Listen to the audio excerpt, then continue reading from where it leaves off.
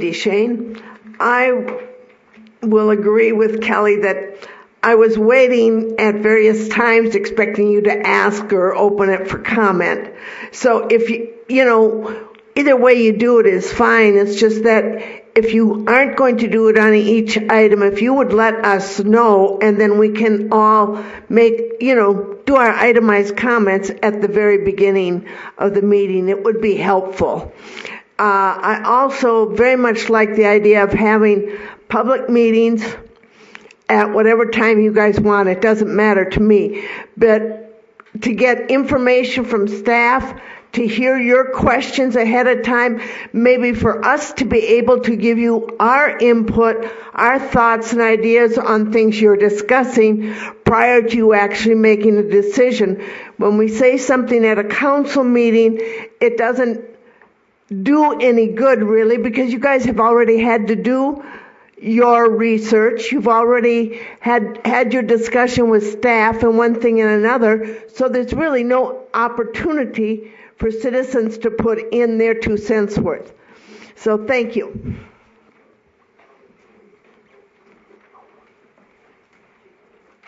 Anyone else wishing to speak? Ms. Folda?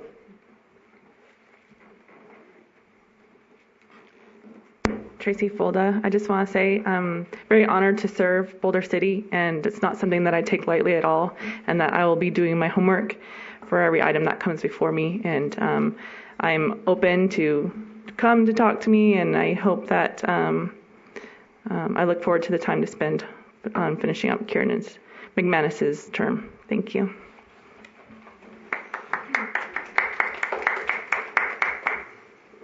Anyone else for public comment?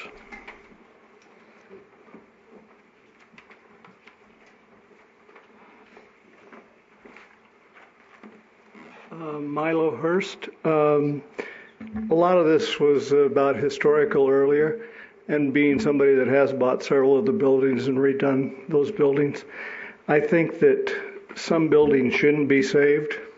I know that's probably opposed to, so as you're hiring this person or getting experts, there are some buildings that due to safety and environmental reasons have no economic value.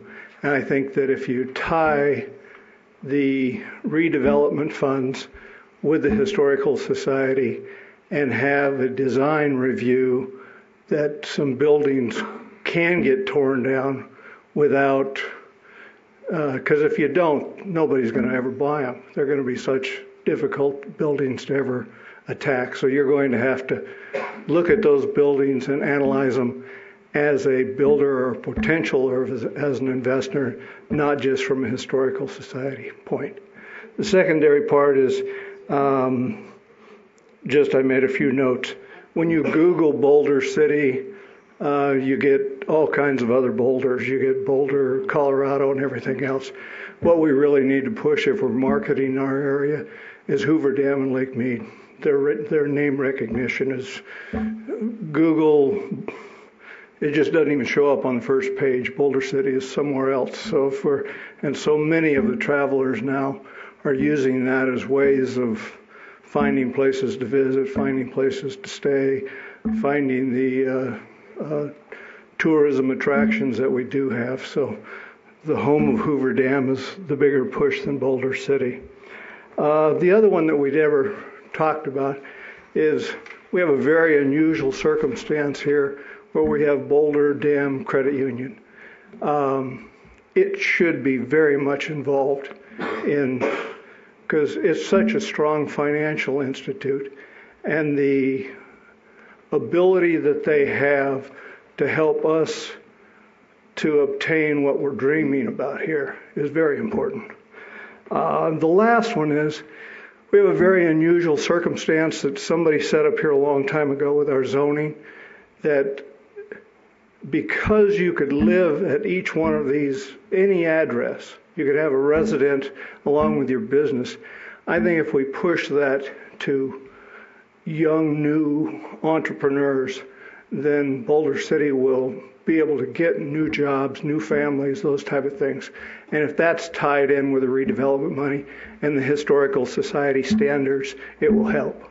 Thank you.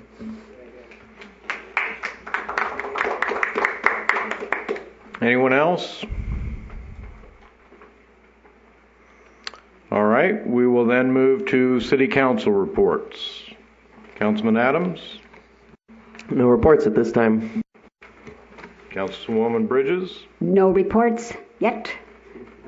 Councilman Harhay?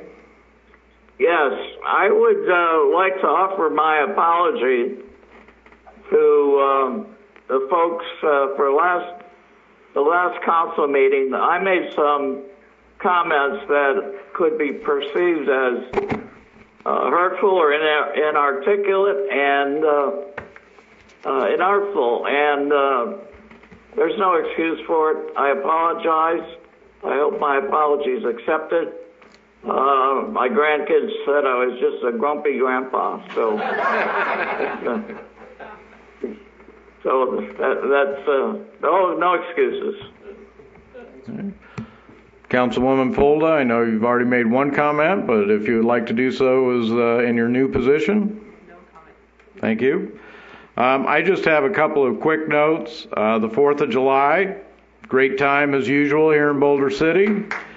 The parade, the pancake breakfast, the games at the park, the fireworks. We know how to do it. We've been doing it for a while. I guess this was number 71. So we're looking forward to 72 next year. Whenever we do these things, people go out, have a great time. I encourage that. I try and do it myself. When you are doing it, make sure you're not interfering with anybody else's fun. I heard a couple of comments about some people being unkind. We don't want to do that here in Boulder City. But again, overall, fantastic 4th of July. Weather cooperated as well.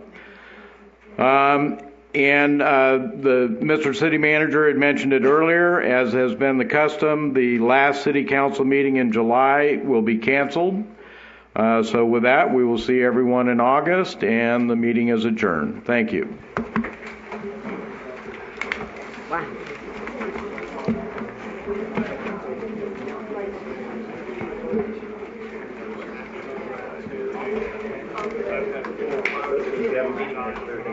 What?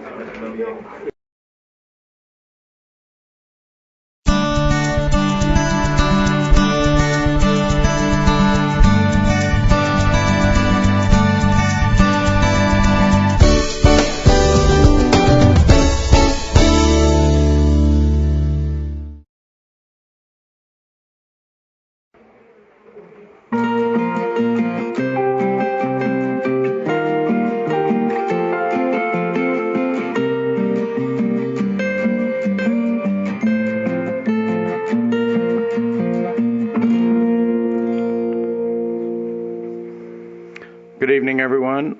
This is the Redevelopment Agency meeting. We will be having our council meeting at 7 p.m. after this. Present are Councilman James Adams, Councilwoman Claudia Bridges, and on the telephone is Councilman Warren Harhay. Hello, all.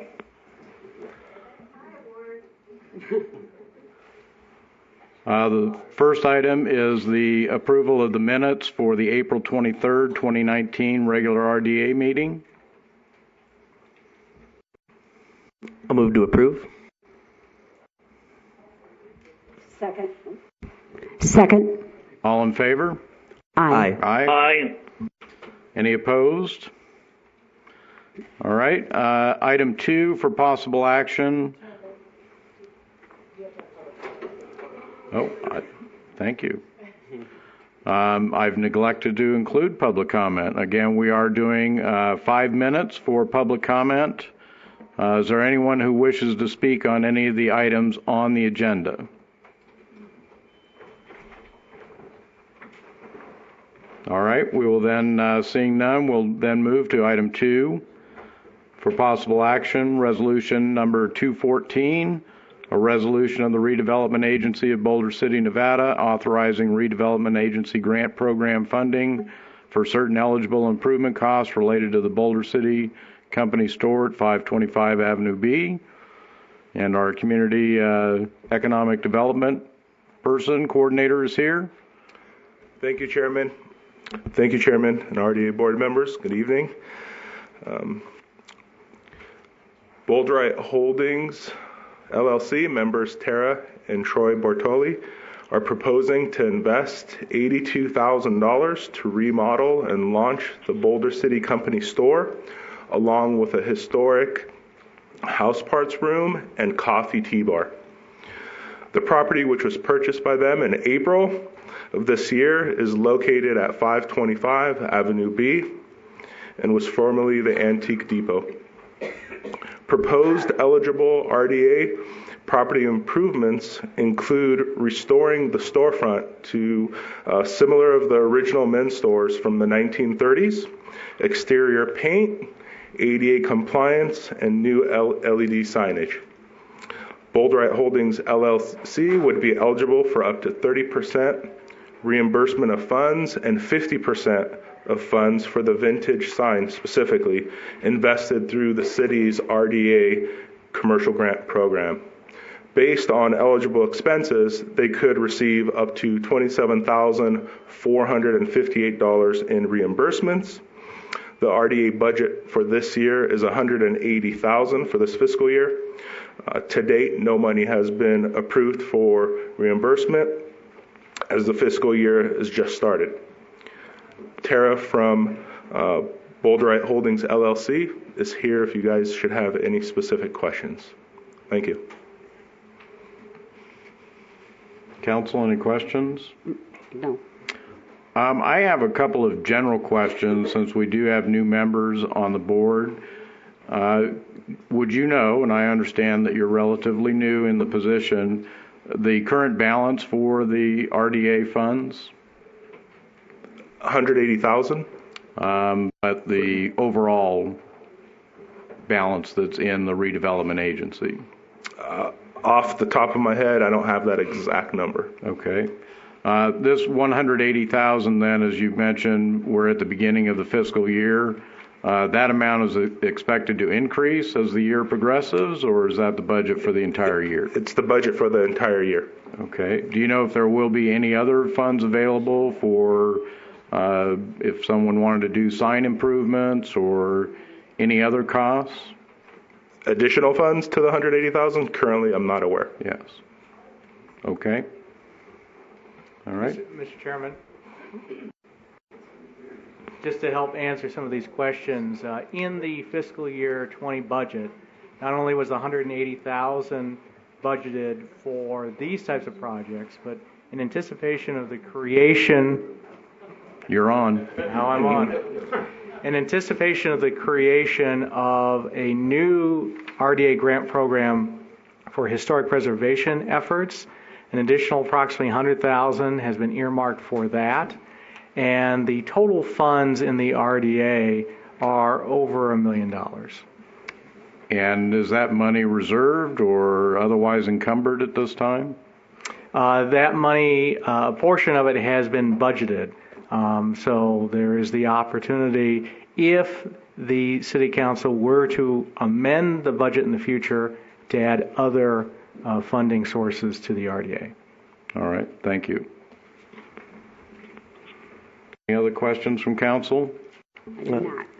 No real questions. I just wanted to make the comment that I'm happy to see that the storefront will be returning to a more historic portrayal of what the building used to be. The first person, when I was reading the agenda, I contacted Dennis McBride and just kind of asked some general questions about, the history of that location, and it seems that things are looking to be going in a good direction. So just wanted to make that comment. And I had mentioned it in my briefing to staff yesterday that whenever we do projects like this within the historic district, and I do think this project certainly has some great benefits to it, that we get our Historic Preservation Committee involved in these types of projects as well, so that they have an opportunity to make suggestions or comments that we may benefit from here as the board for the RDA. All right, with that, I'll entertain a motion. So moved. Second. All in favor? Aye. Aye. All right, unanimous approval. We'll move to item number 3. Resolution 216, a resolution of the Redevelopment Agency of Boulder City, Nevada, authorizing redevelopment agency grant program funding for certain eligible improvement costs related to the auto wash at 915 Nevada Way. Don Wengart, the owner of Auto Wash, is proposing to invest approximately $17,840 to specifically remove and replace the existing asphalt of the entrance with concrete. The property is located at 915 Nevada Way and was built in 1976. Don's family has successfully been operating the auto wash here in Boulder City for over 2 decades. Don would also be eligible for 30% reimbursement of funds invested through the city's RDA commercial grant program. Based on eligible expenses, she could receive up to $5,352 in reimbursement. As previously mentioned, the RDA budget is $180,000 for this fiscal year. Excluding the previous agenda item, again, no money has been approved for disbursement. Don from the Auto Wash is here if you should have any specific questions. Thank you. Thank you. Any questions? I do not have any questions, no. Comments? Mr. Harhay? None. Okay. I'll entertain a motion. So moved. Second. All in favor? Aye. Aye. That's unanimous then. Thank you. Thank you for the presentations. Thank you. Item number 4, Resolution 217, a resolution of the Redevelopment Agency of Boulder City accepting written disclosures of the Redevelopment Agency board members of property they own or have a direct or indirect financial interest that lie within the redevelopment area boundaries. For those wondering why you don't see mine or Councilman Harhay's forms in there, we've already signed those, and the requirement is that we would submit new forms if any purchases or interests were obtained over the past 2 years. Okay. Did you want me to add anything? If you have something to add. No, I just wanted to clarify that when you're elected to the board, you are not allowed to acquire property within the RDA area unless it's your primary residence. That is the exception. And if you had it before you were elected, you're just required to disclose. So during your time in office, if something changes, you would need to file a new disclosure. But as Chairman McManus mentioned, every officer of the board, including staff, has already filed their disclosures. Thank you. Any other questions? No. Again, I'll entertain a motion then. So moved. I'll second. All in favor? Aye. Aye. Vote is unanimous. That then brings us to item 5, our final public comment. This comment period can be on any issue that the public desires. All right, seeing none, we will adjourn the meeting and reconvene in a few minutes for the council meeting. Thank you.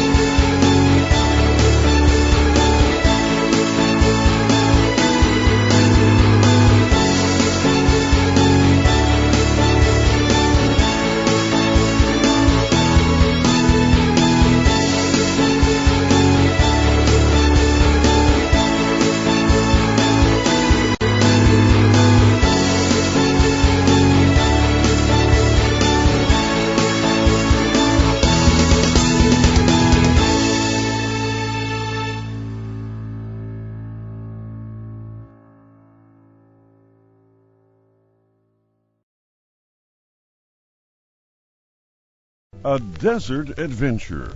The Boulder City Conservation Easement is brought to you by the Clark County Desert Conservation Program. Hello! Are you a responsible desert enthusiast, an off-highway vehicle rider, a scientist, or a construction worker? Well then, welcome to Boulder City Conservation Easement. Before you embark on your desert adventure, there are a few things you should know. This is a conservation area, and it is your responsibility to respect, protect, and enjoy.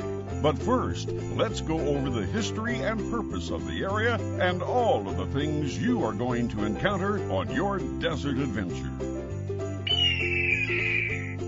Fun fact, in 1931, Boulder City was established by the federal government. That is why there is no gambling in Boulder City. For decades, the Las Vegas Valley has been one of the most rapidly growing regions in the country. However, in 1989, the development community faced a new and unexpected challenge. No, that's not it. That wasn't the problem. We went too far back. The catalyst of our story begins with a discussion of the desert tortoise. The desert tortoise is an emblem of the Mojave Desert, but this species and many other Mojave Desert species are at risk from the increasing pressures of development and urbanization.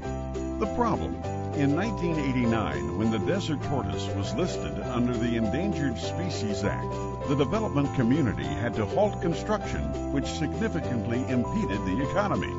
The solution?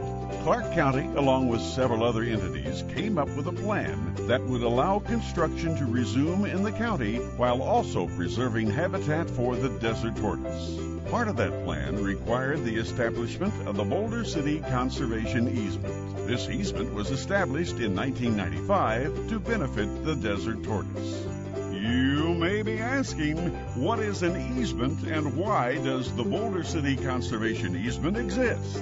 An easement allows for the right to cross or otherwise use someone else's land for a specified purpose. A conservation easement is a voluntary legal agreement between a landowner and a land trust or government agency that permanently limits uses of the land in order to protect its conservation values. The Boulder City Conservation Easement exists to preserve the natural desert environment so that development can occur in other areas of Clark County. The 86,423-acre Boulder City Conservation Easement is conveniently located off the 95 in the El Dorado Valley south of Boulder City. You know, the vast desert landscape next to the solar fields. Fun fact: Boulder City is the municipality with the largest amount of land in southern Nevada. Now that we have established what the easement is, let's talk about the easement do's and don'ts.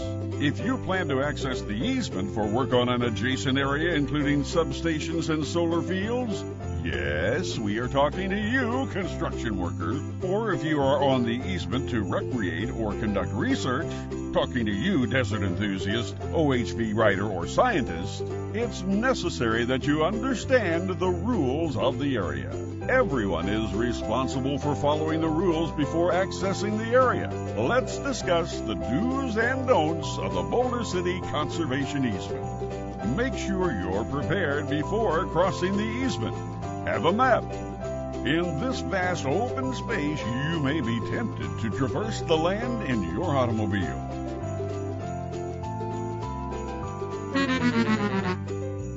Drive only on designated roads. No sign, no road. That's right. There are designated roads for all vehicles. So the next time you come across an intersection, choose the right road to drive on, indicated by signage. We know some of you have a lead foot. The speed limit is 25 miles an hour on the designated roads of the easement. So let up on the gas. There's no traffic, and enjoy the desert. We know that you need target practice. There's a time and a place for everything. Target practice is not allowed on the easement, ever. So keep those firearms holstered. Where are you going with that? Act responsibly. There's There's no dumping or littering allowed on the easement. Do your part by picking up trash on the easement. That reminds me, there is no camping on the easement. We know that dogs are a person's best friend and may accompany you on your desert adventure. These domesticated animals can become rambunctious when encountering such a wild environment. Please keep your dogs on a leash for their safety and the safety of other desert inhabitants. Upon your travel through the easement, you may come across tortoises, lizards, snakes, birds, and a variety of plant species. Hey, where are you going with that? Are you trying to take that cactus with you? It's illegal to take plants, animals, or even geological specimens.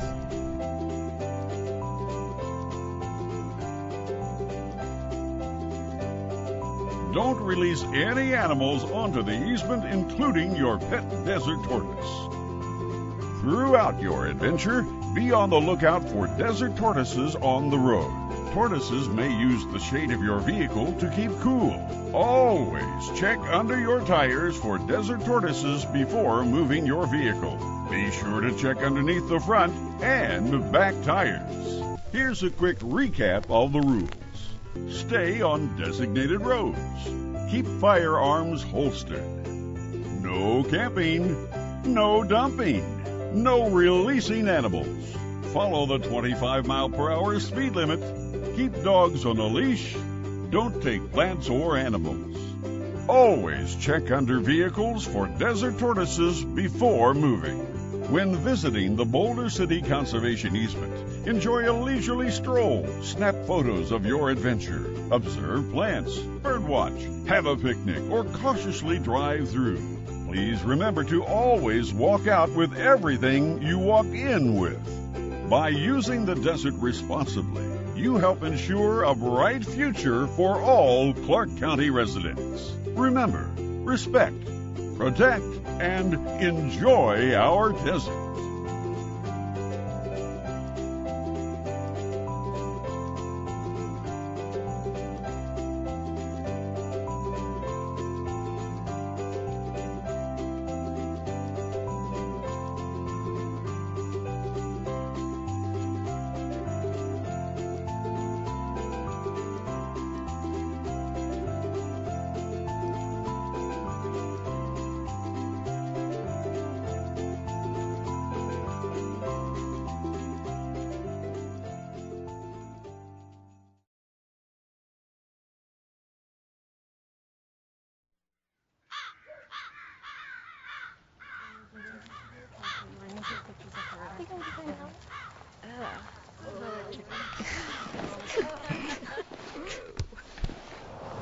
What do you guys want to do?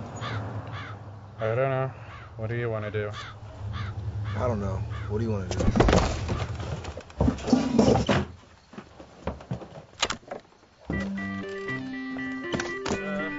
1, 2, ready, go.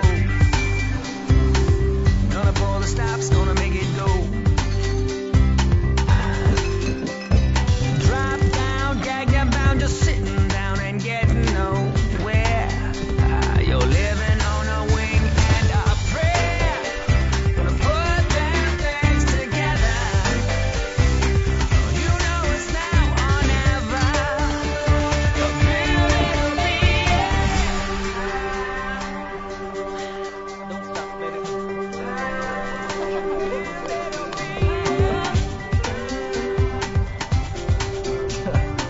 What do you guys want to do now?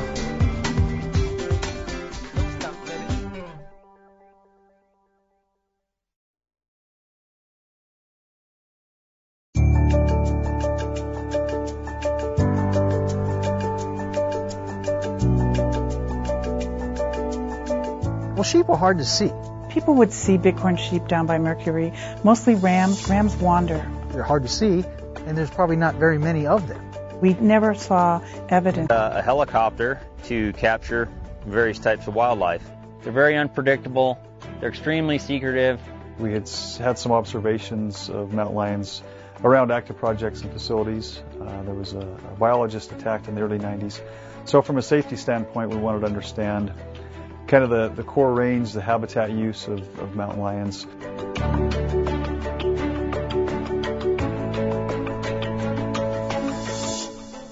The Nevada National Security Site, formerly the Nevada Test Site, is a 1,360 square mile rugged landscape 68 miles northwest of Las Vegas, Nevada. Scientists here are collaborating to learn more about the newly documented populations of bighorn sheep and cougars. And it's not easy. We're studying bighorn sheep and cougars on the Nevada National Security Site, looking at predator-prey interactions. And the project started as a study on cougars. What happened is, as we first put collars on cougars, we found out that they were actually eating bighorn sheep. Central questions of the study are how many bighorn sheep and cougars live here, and what is the status of their populations. And health studies of captured animals are clarifying whether wildlife here are at all contaminated by radiation. For bighorn sheep, life is about risk from predation. And so in order to escape from their predators, they tend to stay in steep terrain, rocky terrain, and they particularly pick these types of areas when lambs are born. So in order for the ewes to protect the lambs, that's the best they do, is to stay up in these rocky areas.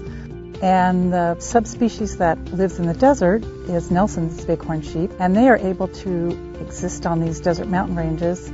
Mostly they eat shrubs, and during the springtime they focus on annuals. They eat a lot of winter annuals, little plants that you see flowering out in the desert. Sheep tend to avoid areas that are very bushy because they don't have good visibility, so they like to see where their predators are. We need to know about their general health because there have been some disease issues in this area. There was an outbreak of pneumonia in the populations in southern Nevada, and it's been pretty serious. In understanding what the health profile here is on Department of Energy land on the Nevada National Security Site is going to help us understand the bigger picture. An important part of the bighorn story, scientists learned, are the cougars. Cougars are very solitary animals. Their densities are low on the landscape, particularly in the desert, where prey densities are low. They have large home ranges, and they're primarily nocturnal. So it's really very rare to see a cougar out while you're just out hiking, especially during the daytime. One tool we use to monitor mountain lion activity around the Nevada National Security Site is with motion-activated cameras. We've set up 20 to 30 of these cameras over the last 10 years at various sites around the NNSS, and we found, actually documented 680 images, recorded 680 images, both video clips and photographs of mountain lions, which is a staggering number of images to understand where these lions are found and the frequency of use at these different sites. And it really helped us with our trapping effort as well, know where to set the traps and where to look for the lions to get them captured. The cougar, also commonly known as puma, mountain lion, or panther, is the largest cat in North America. An average male weighs 150 pounds. Cougars are known for their strength, agility, and exceptional ability to jump. Their powerful legs enable them to leap 30 feet from a standstill or jump 15 feet straight up a cliff wall. Mainly solitary, cougars interact only to mate. Females then raise the young while males return to their solitary lifestyle. Each cougar establishes its own territory. They need a lot of room to roam. The environment that we have here is the driest ecosystem in North America with the Mojave Desert. Transitioning into the Great Basin Desert. So very dry, arid area, prey density is pretty low. So these animals are having to cover large areas to support themselves. The cougar research here began due to concerns by the Nevada National Security Site over safety for the site's employees. In 1991, a biologist here survived a rare attack by a hungry, malnourished cougar. So from a safety standpoint, we wanted to understand kind of the core range, the habitat use of mountain lions. Also get a handle on how many lions are out there, population estimate, and just learn more about their movements and potential risk to workers out there. So we started with cameras with Aaron Boydston with USGS. worked with her, set up a bunch of cameras around the site in mountain lion habitat. Trail cameras were placed at springs, which are important watering holes, and also at sites along roads and in canyons to look for evidence of cougars.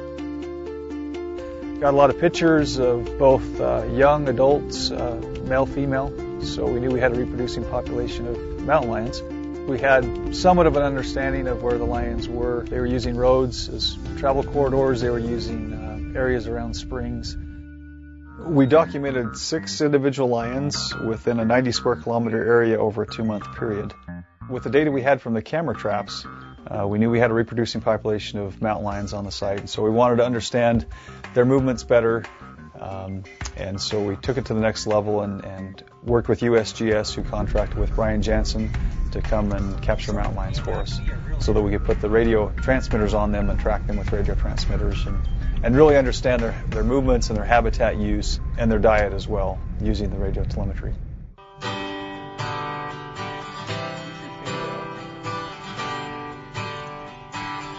Most things in life you can eventually, with a lot of practice, master. You just cannot master catching lions. Every lion seems to have a whole bunch of aces up their sleeve that they've always got the upper hand, and it's dang near luck to catch one. I'm Brian Jansen, and I'm a mountain lion and bighorn sheep biologist. So I've been camped out here for the last 18 days on the Nevada National Security Site in a region called Rainier Mesa, tracking lions, looking for fresh sign, setting traps, and just trying to find them and catch them. They're pretty difficult to even find, let alone catch.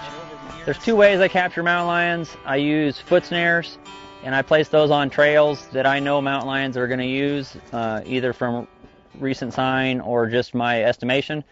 And then we also use the hounds.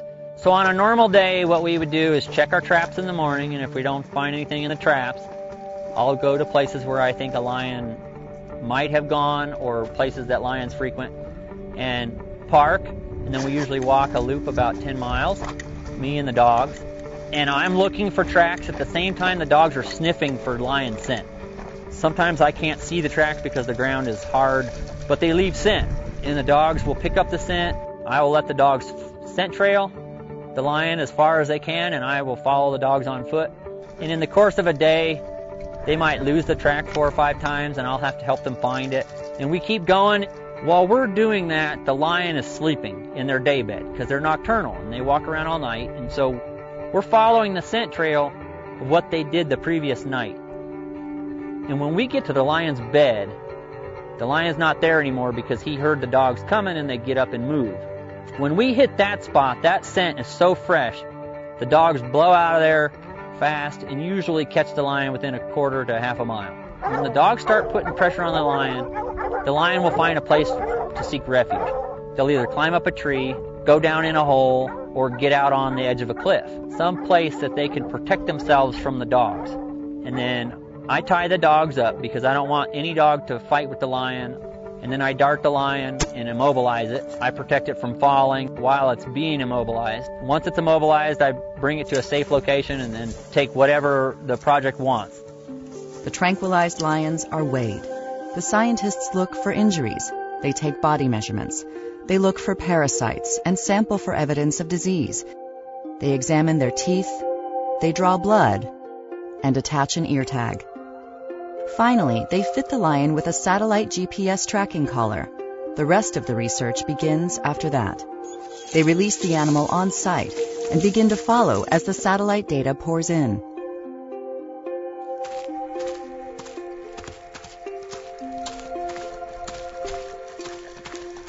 Hey guys, come on.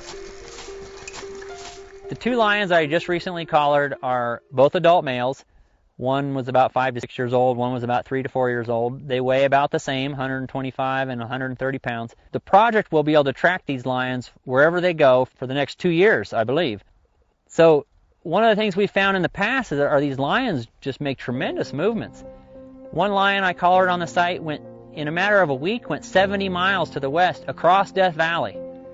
Killed deer over in the Cottonwood Mountains, crossed Death Valley back, hunted around in the grapevines, went up by Goldfield, comes back to the site, back across Death Valley, You could never do that kind of research without these satellite collars. I mean, the things that we're learning and the extent to which these lions are roaming just far surpasses what we ever knew before.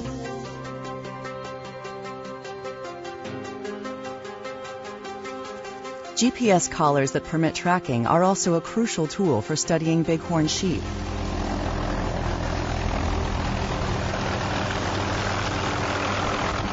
Today, we are putting GPS collars on bighorn sheep in the Nevada National Security Site. You guys back to the airport afterwards, right? Yeah.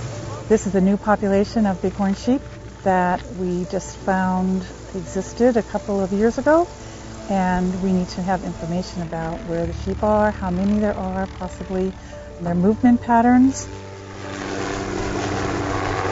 Our gunner is the guy in the front seat generally, and he leans out and shoots the gun to catch the animal. Usually that's the first animal that he'll net, and then the mugger will hop out of the back seat and he'll go out. He'll restrain the animal and he'll work that one up, while me and the gunner will go out and catch another one.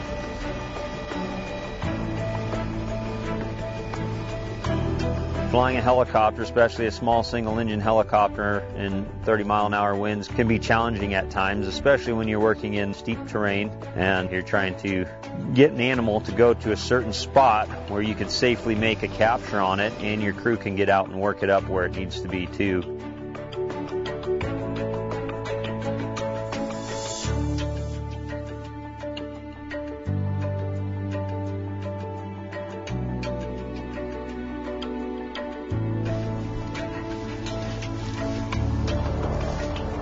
We obtain biological data, including blood samples and nasal swabs, and they'll be able to look at those samples and test them for different types of sickness the sheep might have. But a very important part of the project was placing tracking collars on these animals. And then they attach the collar and let the animal up, and they're done.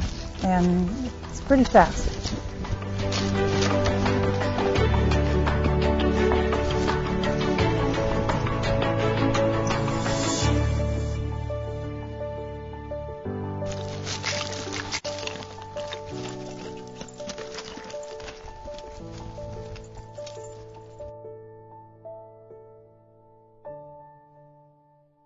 So these are the collars that we put on sheep, and we put these same collars on cougars. We have the GPS VHF unit down here, and then we have satellite uplink. Here's the antenna for the satellite uplink. At the end of the study, this little mechanism has a charge in it, and it goes off and breaks off, and the collar falls off the animal. We then go out and retrieve the collar. That satellite GPS collar is especially indispensable if for no other reason that we're on the Nevada National Security Site. We don't have ready access to this site.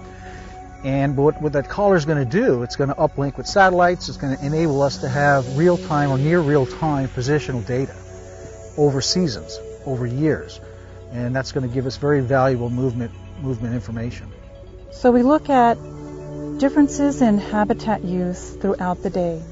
So we know areas where sheep particularly like to forage and where they might be bedding. We're hoping to look at lamb bed sites so that the test site has an idea of important areas for the sheep population on the landscape. Sheep select for cliffs and steep, rugged areas at night, of course, when they're bedding down, which is also the time that mountain lions tend to go hunting. Predator-prey relationships, they're always important, and they change over time. What we see on the Nevada National Security Site with respect to large-bodied predators like mountain lions impacting potentially desert bighorn sheep, we also have to think about another big game component here, and that would be mule deer. We do have a mule deer resource on Department of Energy lands. Mule deer are the most common prey of cougars on the Nevada National Security Site.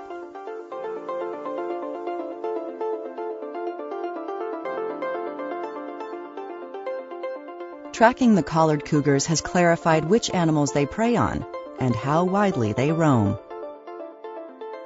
We have captured to date 9 animals. We put radio transmitters on them, and they operate with satellite, so they take locations at pre-programmed intervals. Usually it's about every 6 hours or every 4 hours, so multiple times a day. and we get coordinates for those locations that are emailed to us, and then we can pull those up in GIS and look at their movements. We can find out when they've made a kill.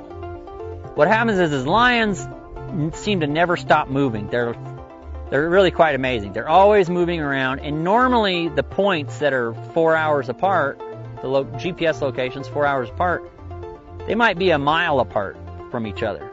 So the lion's moving around all night long, doing whatever it is they're doing. And when they kill something, it takes 2 to 3 days for them to eat that item, because it's a large item, it's a deer-sized animal. So all of a sudden, they go from moving a mile every 4 hours to staying in the same spot for 2 days. And what happens is those GPS points overlap each other, and we call that a cluster. It's a cluster of points. So what we do is after the lion leaves that cluster of points, we go and see what they were doing.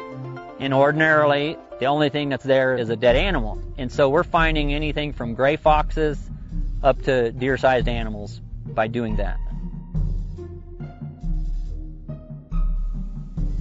There's a seasonal difference as well. They prefer mule deer, that's their main prey. And what we found is that the mule deer will concentrate on the higher elevations of the site.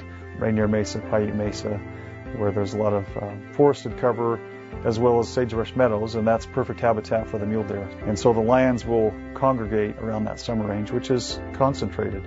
During the wintertime, the snow comes, it gets cold, and so the mule deer will move off those high elevation habitats to the lower elevation habitats. There's just a large area, and so the deer get dispersed over very large areas. This also brings the lions down into bighorn sheep habitat, really rugged, steep country canyons and that. So the lions move off to follow the deer, but then come into contact with the sheep. And so what we're seeing is a seasonal change in diet. They'll take primarily mule deer in the summer, fall, and then they'll shift to mainly bighorn sheep during the winter and spring.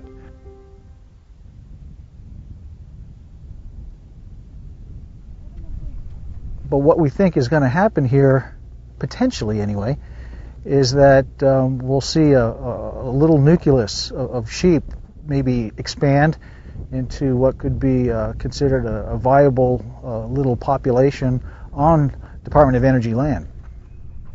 One of the other reasons that we wanted to do this study was the Department of Energy is mandated by law to document potential radiation exposure from test site activities to the off-site public. One of those potential pathways is wildlife. So game animals such as bighorn sheep, mountain lions, or mule deer can potentially come on site, eat some contaminated material, and then go off-site and then get shot and eaten by a hunter. That's one of the potential exposure pathways. And so we wanted to understand those movements both on-site and off-site. And we also wanted to identify what the radiological burden was of these animals.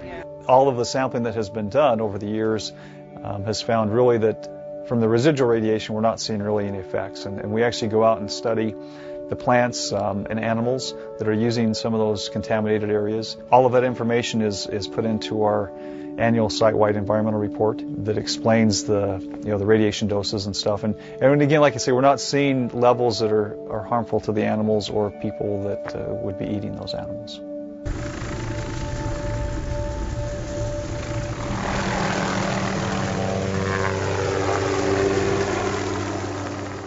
As science goes, this is a particularly elegant study.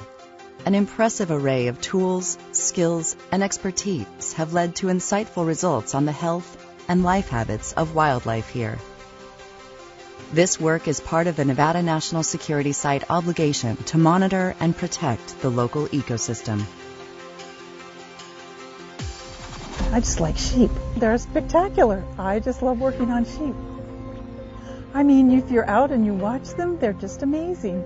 They're surviving in the desert in the middle of nowhere. They walk on these little steep, tiny little cliffs and walls, and they're just gorgeous. But Brian Janis was amazing. He knows mountain lions. He knows how they move through the environment. Without him, we wouldn't have any animals to study.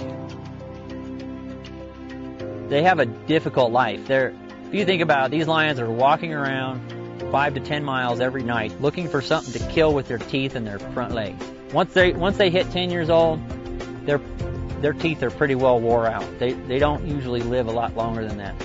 In fact, the vast majority of them never even reach 7 to 9 years old. I like working with bighorn sheep because it's a native animal.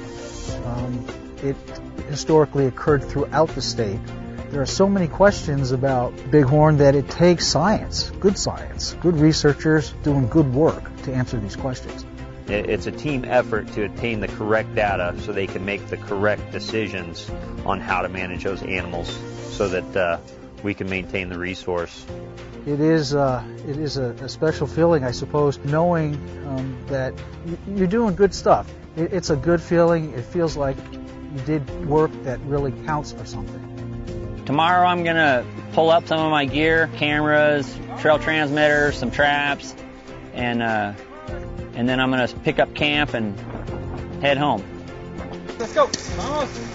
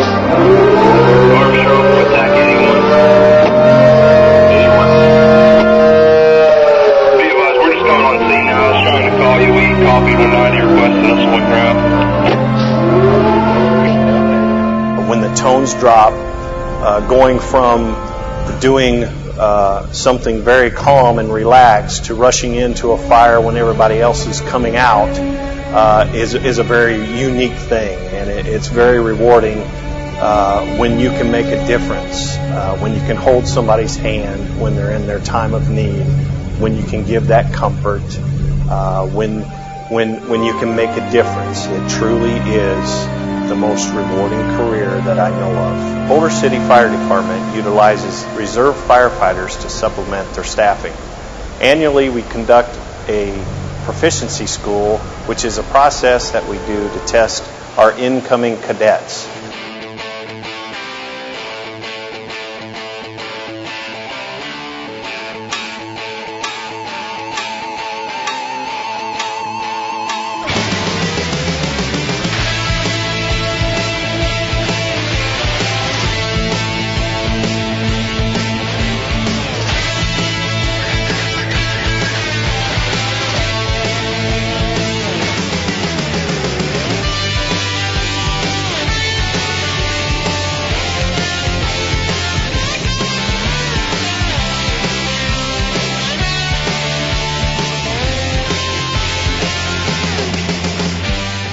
Early on in the process, I try to take the time to come out during their training sessions and meet and let them get to know me as the fire chief. And during that process, I talk to them about what they're getting ready to enter. Even though it's a fairly short proficiency school, fire proficiency school that they go through, there is a lot to learn and a lot to do. And one of the biggest things that I talk to them early on in the process is another requirement is they have to pass the physical agility test, or the candidate physical agility test. It's called CPAT in the fire service. And basically this test has been developed which shows us that they have the physical ability to do the job. And it can be very demanding. And so early on in the process, I walk up and down the line and I tell them, if there's one thing you need to start working on right now, is your ability to pass that test.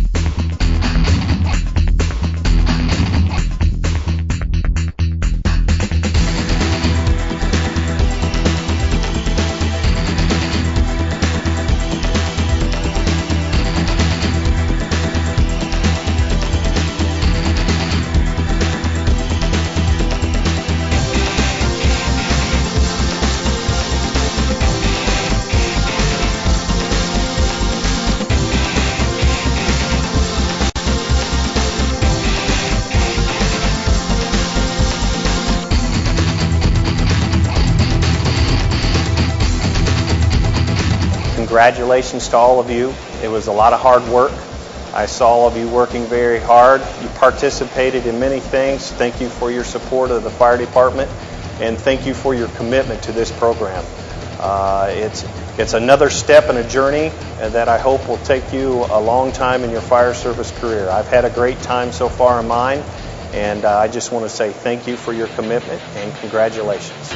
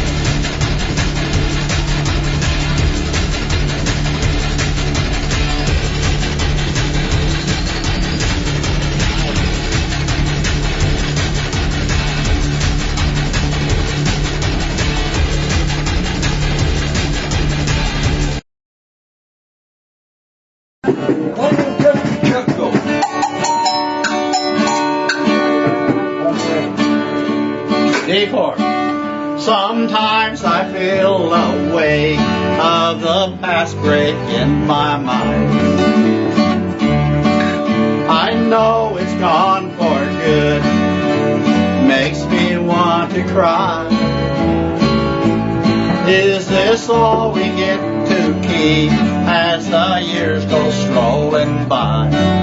Just a memory of all. You're always in my heart, and you're often on my mind. Your love will never die.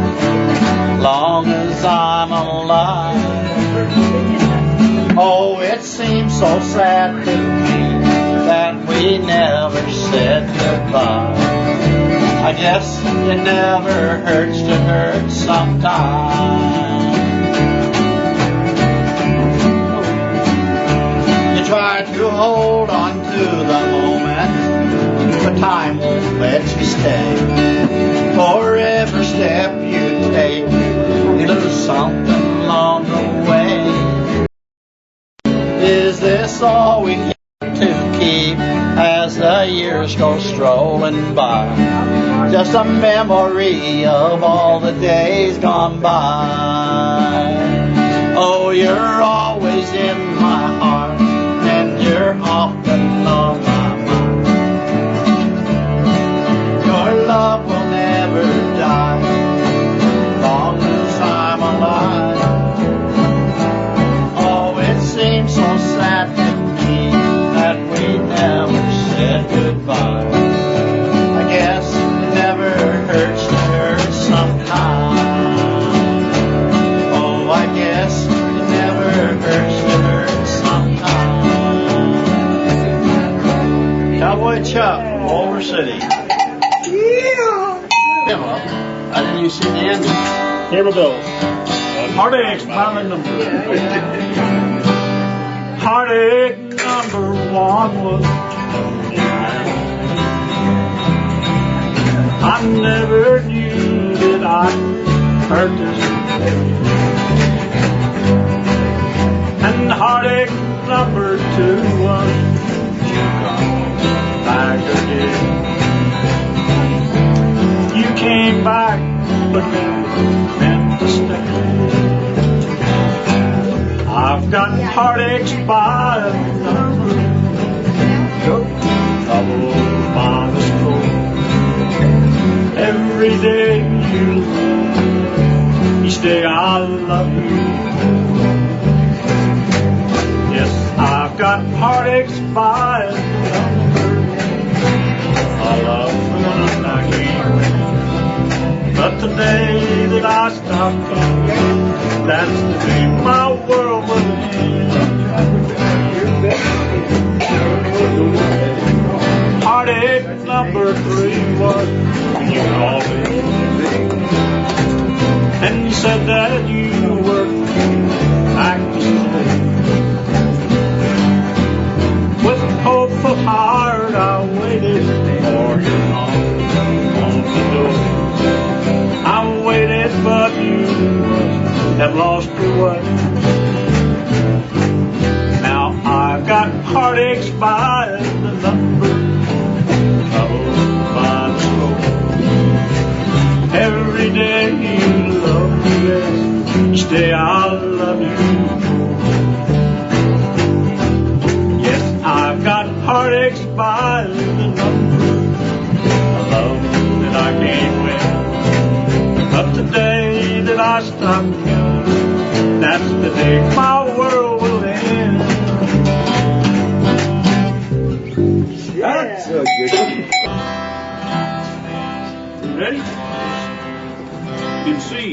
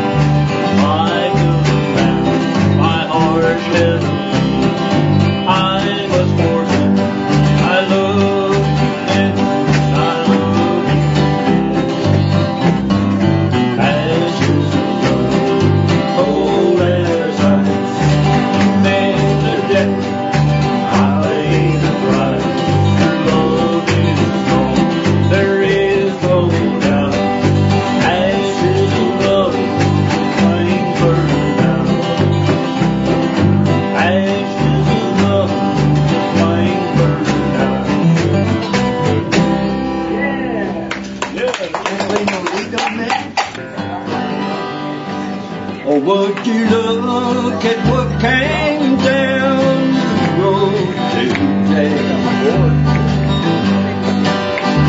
What made to be one more mistake you made?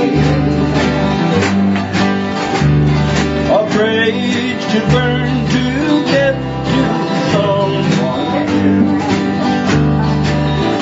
Hey, pass me by if you're only passing through.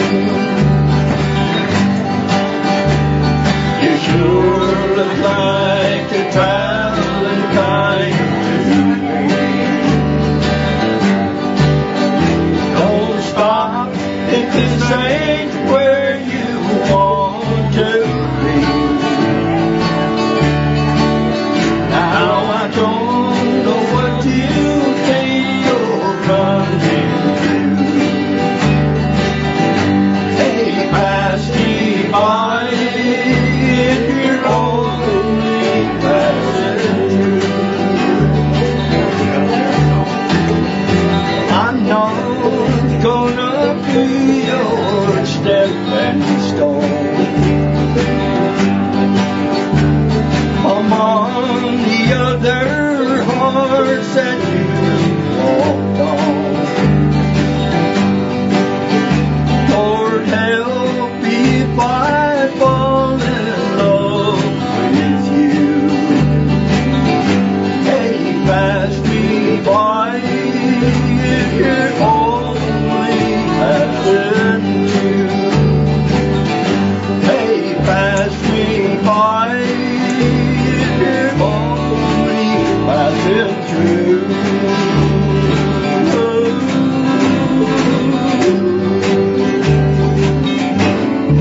Love that. You want me to go ahead? Okay. Do old Charlie's shoes, guys.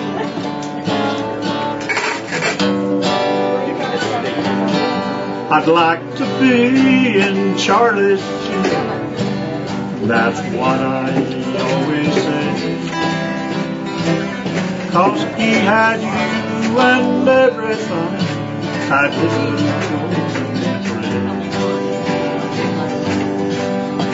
but little Charlie left and went away, and when I got the news, wasn't long till I was round in Charlie's shoes. Now I'm wearing out the shoes that Charlie wore. Well, I'm walking back and forth across the road. The trouble that drove him away, I've got for company. These nights in Charlie's shoes are killing me. Oh, the greener grass that turned my head so didn't turn right. And every little dream I feel, she's always telling now. I never knew old Charlie's shoes could have so many types of disappointing sorrows, and I wish he had them by. Now I'm wearing out the shoes that Charlie wore. Well, I'm walking back and forth across the road. The troubles that drove him away, I've got for company. These nights in Charlie's shoes are killing me. Yes, these nights in Charlie's shoes are killing me.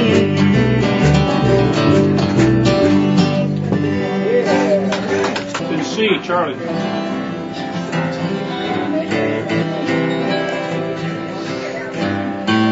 Someone must have known that I was lonely.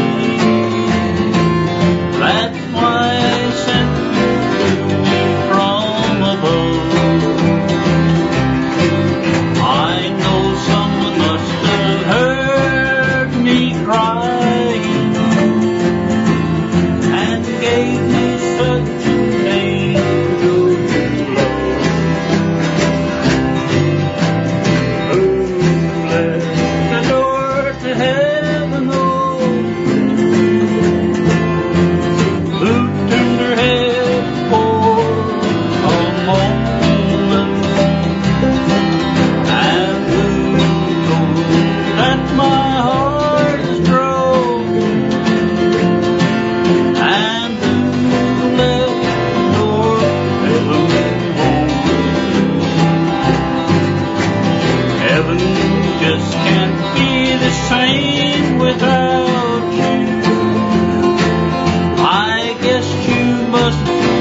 been their brightest star.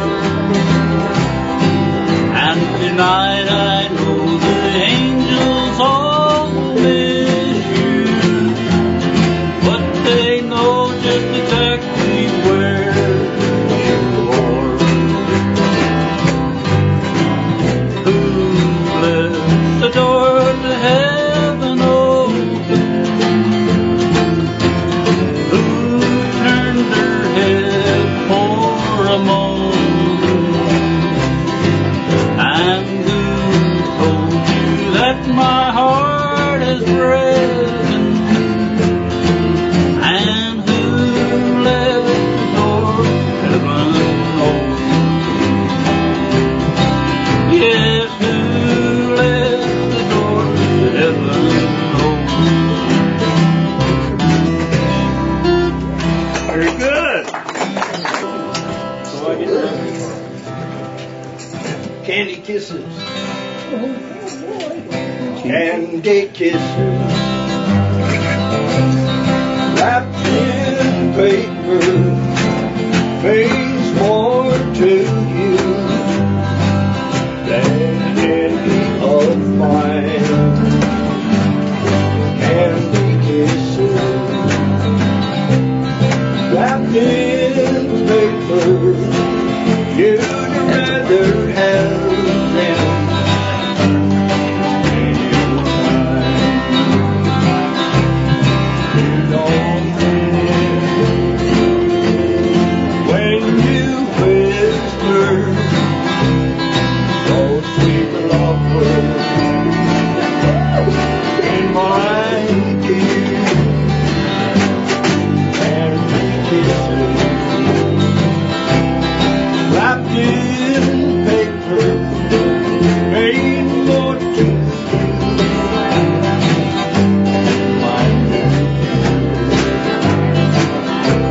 I built a castle out of dreams here. I thought that you would build it too. Now my castle all have fallen, and I'm left alone there. And kisses wrapped in paper means more to you than any of mine. Candy kisses wrapped in paper. You'd rather have them in your mind. Once my heart was filled with pleasure. Now they're scattered and only tears. And kisses wrapped in paper mean more to you than what do you. Mean more to you than what do you.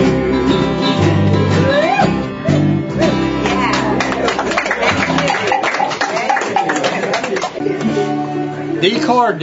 I'm not real spectating. Oh, we went on that sloop, John B. My grandfather and me. Round Nassau town we did roam. Stayed awake all night.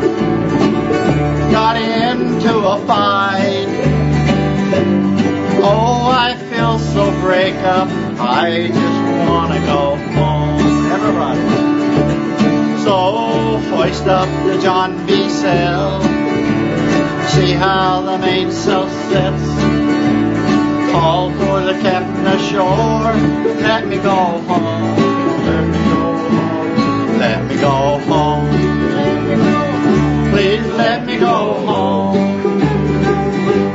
Oh, I feel so break up, I just wanna go home. Now that first mate, he got drunk, broke into the captain's trunk. Sheriff had to come and take him away. Sheriff John Stone, please leave me alone. Oh, I feel so break up, I just wanna go home. Everybody. So hoist up the John B. sail, see how the mainsail sets. Call for the captain ashore, let me go home. Let me go home. Please let me go home. Oh, I feel so break up, I just wanna go home. One more time. So hoist up the John B. sail, see how the mainsail sets.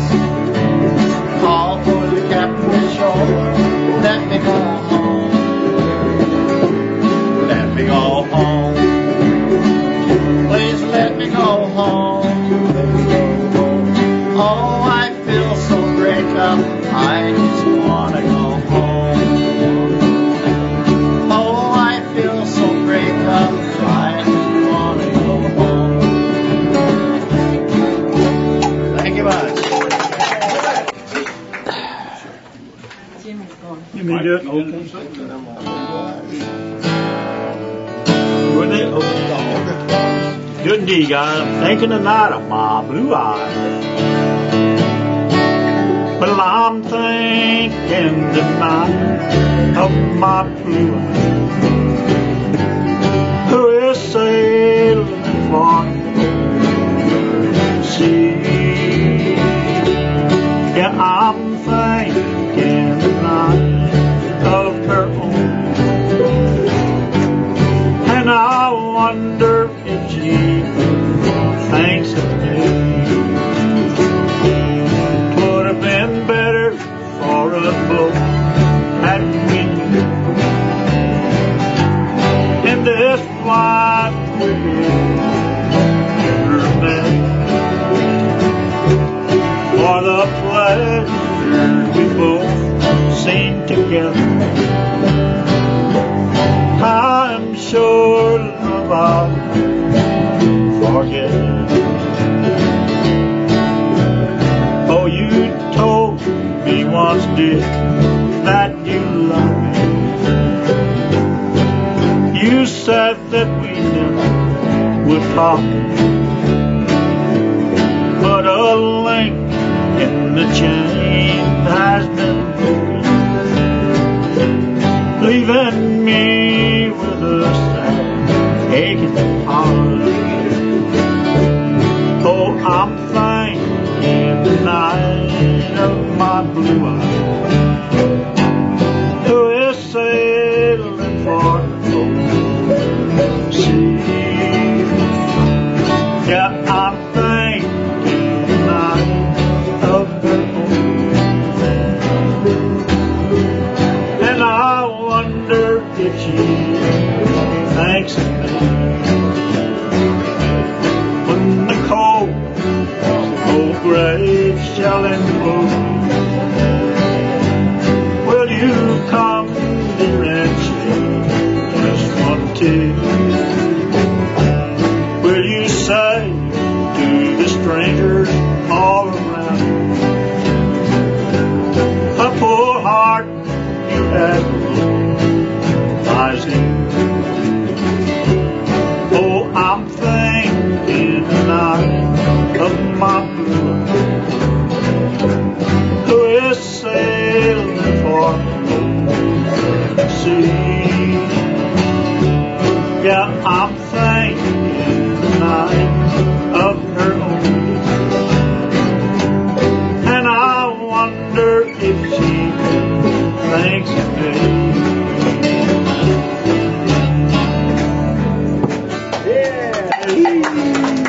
Ready there? Yeah, I'm ready. Ready over there? On the the wings of a snow white dove.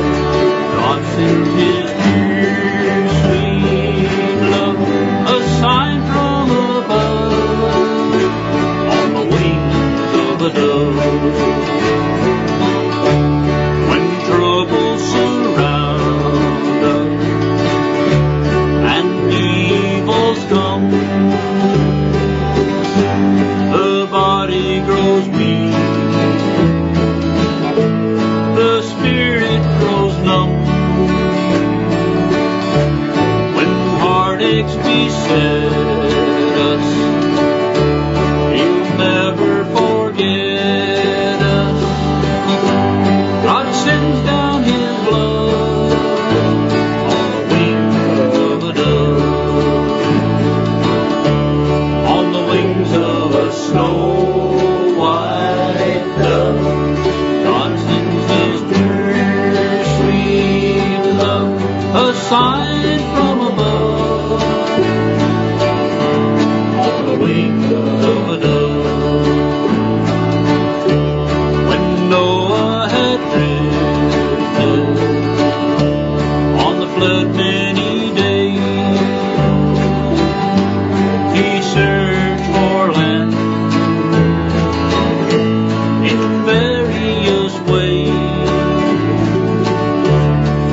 Troubles he had some, but he wasn't forgotten. God sent him His love on the wings of a dove, on the wings of a snow white dove. God sends His dear sweet love, a sign from above, on the wings of a dove, a sign from above, on the wings of a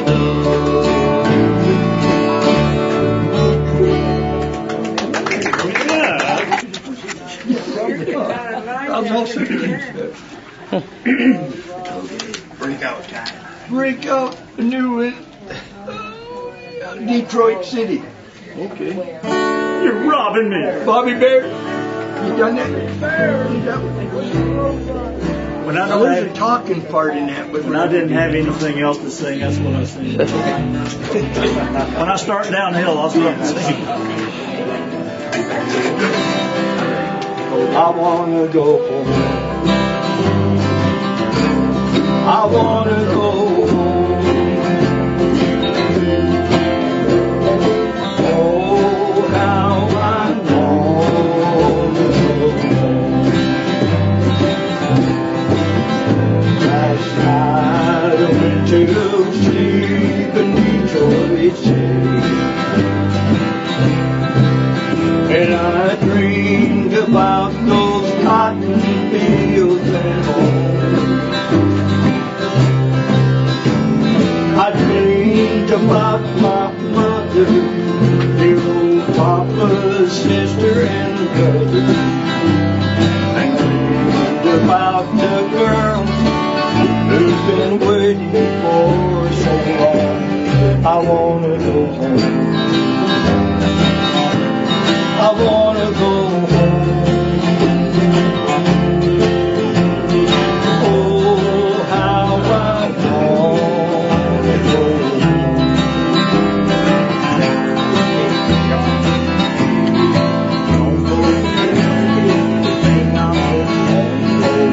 I'm big in Detroit City, and the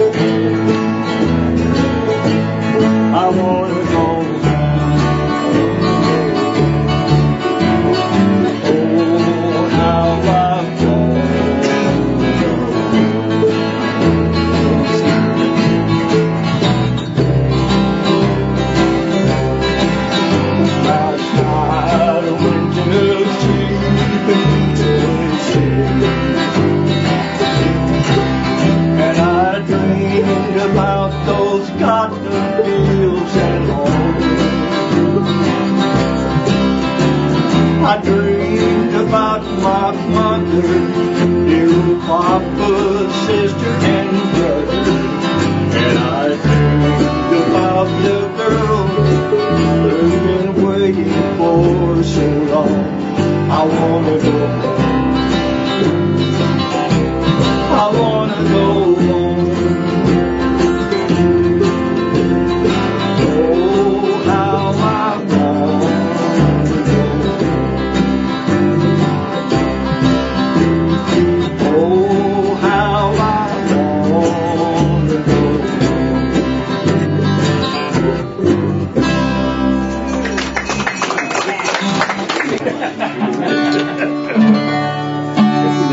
Today I passed you on the street, and my heart fell at your feet. I can't help it if I'm still in love with you.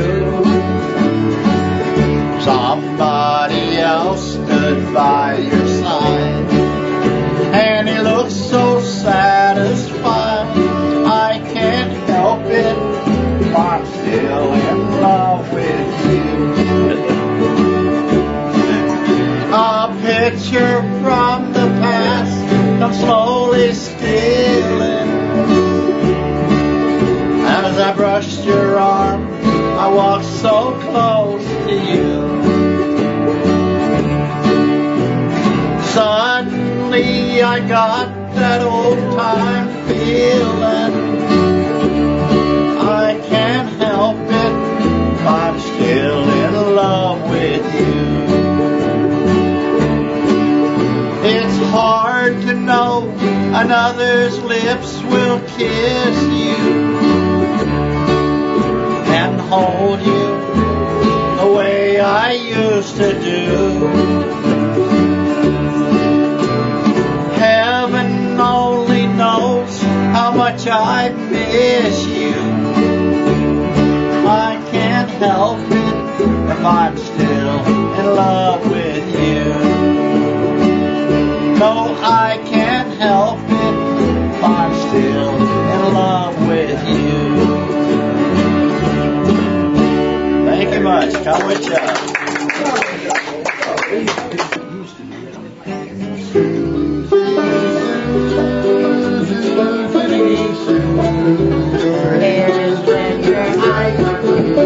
What my horse and done for you.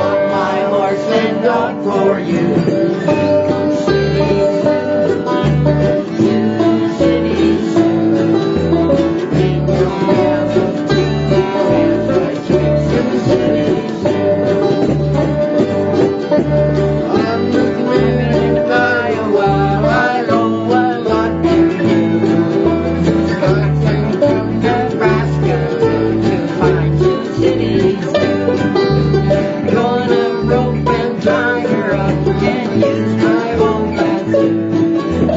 Mixes with my brand on my City Zoo. City Zoo. Here is Mr. Hunter. Work my horse and drop for you.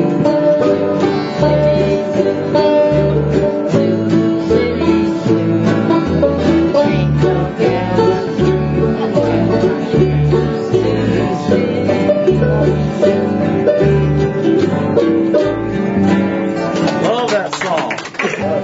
Lots of that. Good and D, guys. And what? G.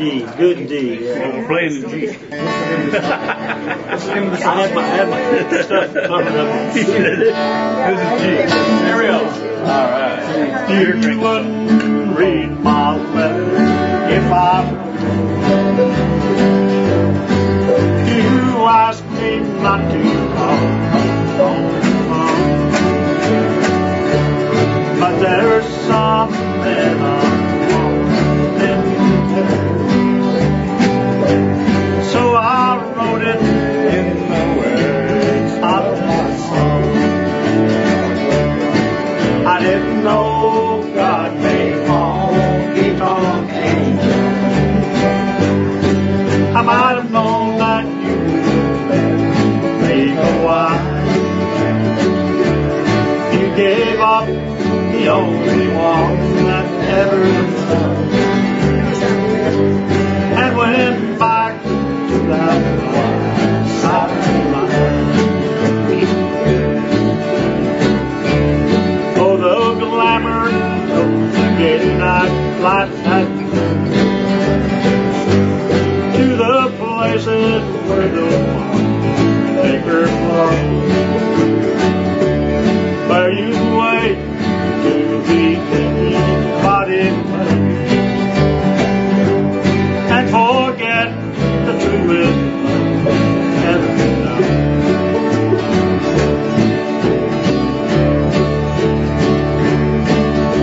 I didn't know God made honky-tonk angels. I might have known that you would never make a wife. You gave up the only one that ever loved, and went back to that one side line, and went back to that one side line. Good job, Jumbo. Jump in. Jump in.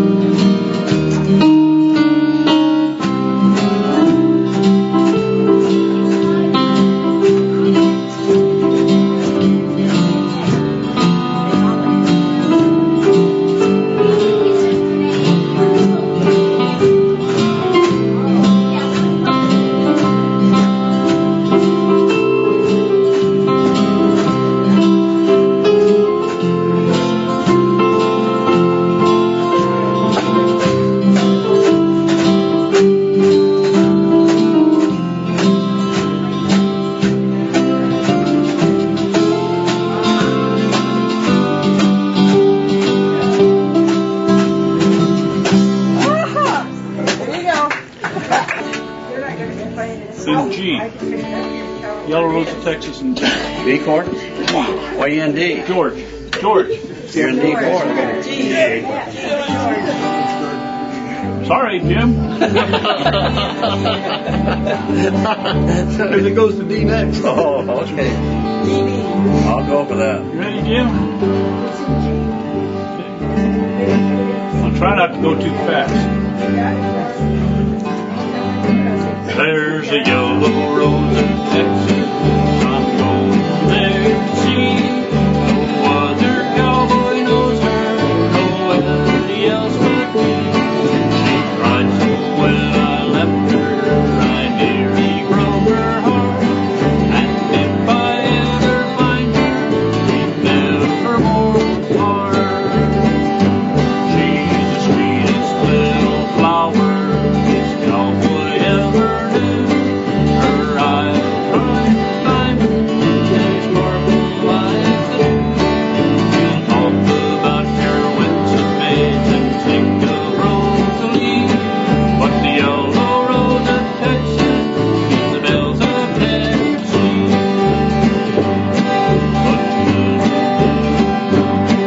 Where the Rio Grande is flowing and the starry skies are bright, she walks along the river the quiet summer night. She thinks about if I remember we part long ago. I promised to come back again and never let her go. There's a yellow rose of Texas, I'm going there to see. No other cowboy knows her, nobody else but me. She cried so when I left her, I nearly broke her heart. And if I ever find her, we nevermore will part. Now I'm going back to find her, my heart is still the bow. Sing a song together, we sang so long ago. We'll play the guitar gaily and sing the song of joy. The yellow rose of Texas will be mine forevermore. There's the yellow rose of Texas, I'm going there to see. No other cowboy knows her, nobody else but me. Right so when I left her, it nearly broke her heart. And if I ever find her, nevermore part. And if I ever find her, nevermore part.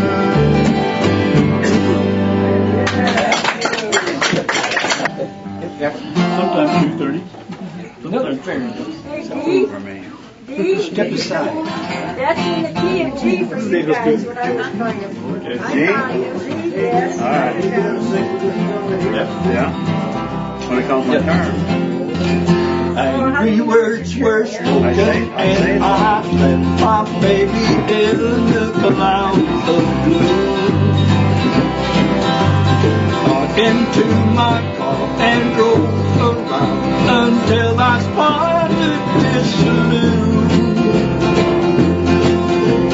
Stepped inside and bought a drink, then I saw you and felt the burning glow. Got the urge to hold you tight. If I try, refuse me, tell me no. Step aside if I try to get near you. Stop your heart if I start making time. Walk away if I say that I need you.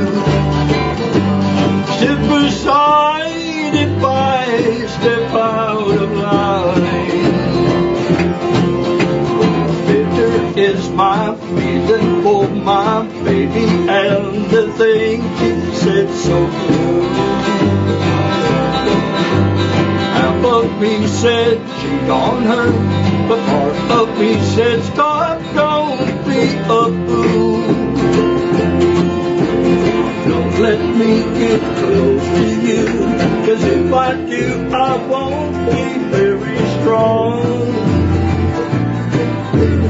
Let me hold my conscience and keep me from being sorry later on. Step aside if I try to get near you. Knock your heart if I start making time. Walk away if I say that I need you. Step aside if I step out of line.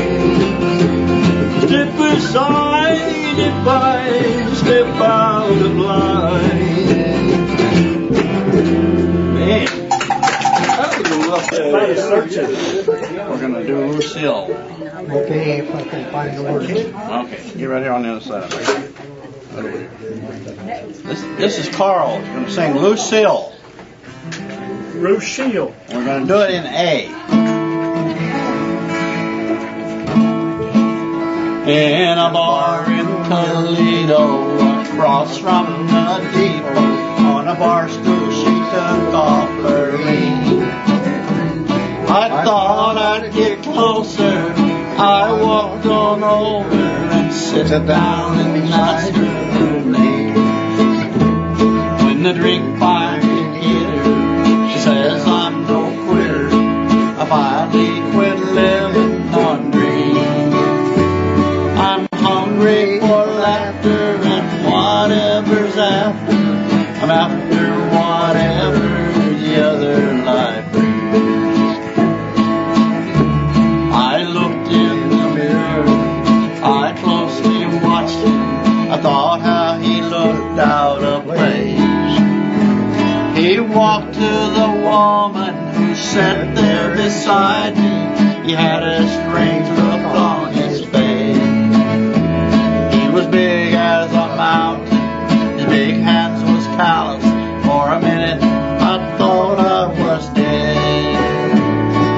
He started shaking, his big heart was breaking.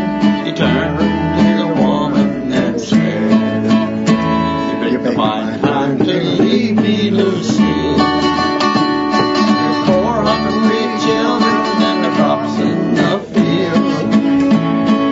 I've had some bad times, been through some sad times. This time your hurting won't heal.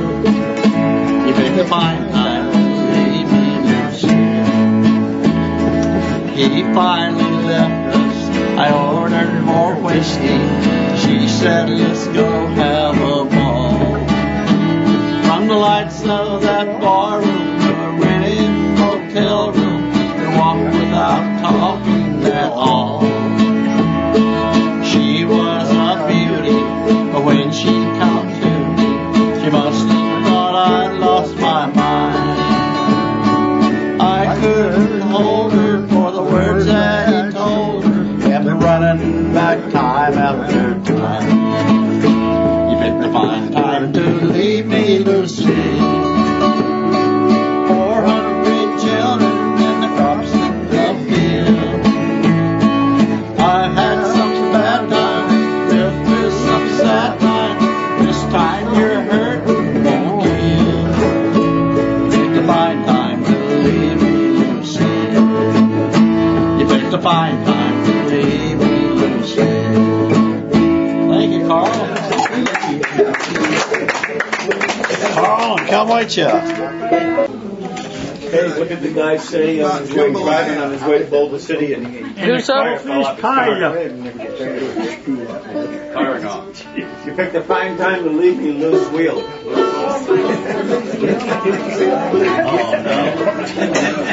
Okay, jambalaya D. Just D and A. D and A. Yeah.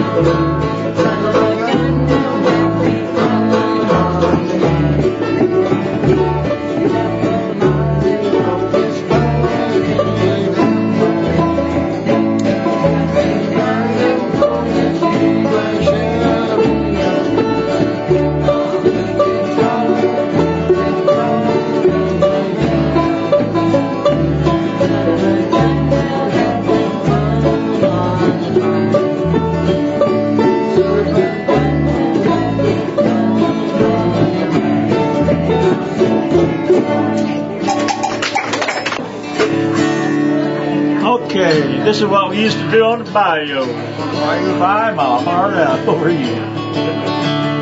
Do it, dig it.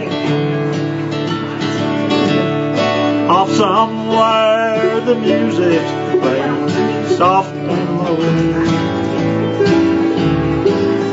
and another holds the one that I love so.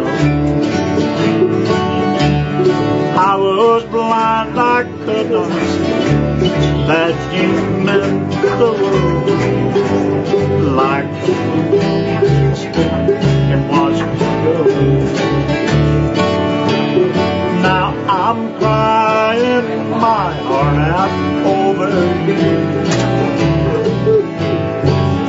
Those blue eyes, now they smile at someone new. Ever since you went away, I die a little more, 'cause I'm crying my heart over.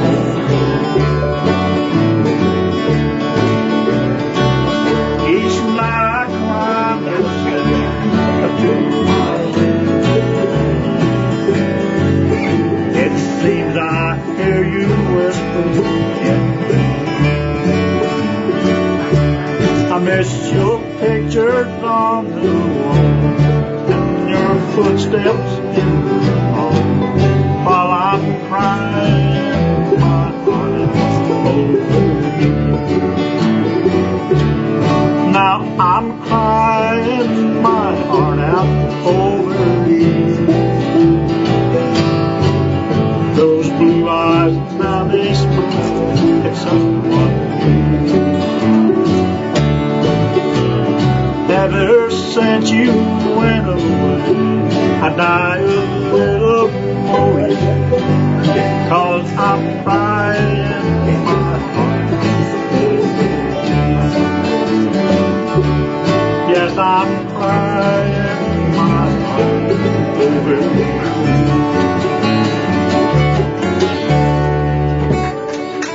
Hey, tune up old Nellie. It's a bluegrass key.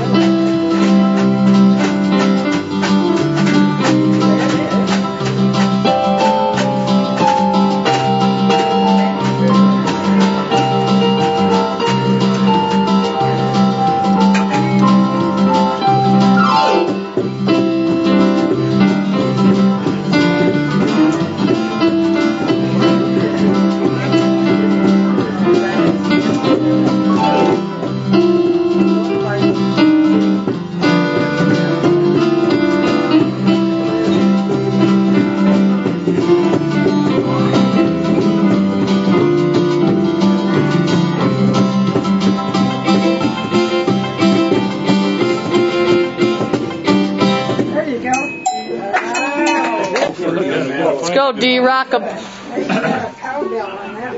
How about if I see you tomorrow, or walk on by? Walk on by.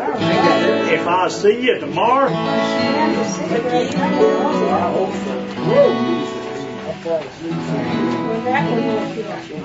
Doing the name right. A? Starts an A, yeah. There's a B minor in it. Well, they said that stuff. Yeah, there is. Play your guitar. Don't sit in front of me because I'll I think I'll sit out and have a beer. Where are you going? I'm going behind you. Okay. Ready, Chuck? No, I'm not playing. Okay, all right. If I see you tomorrow on some street town, pardon me if I don't say hello. I belong to another who's so good to know someone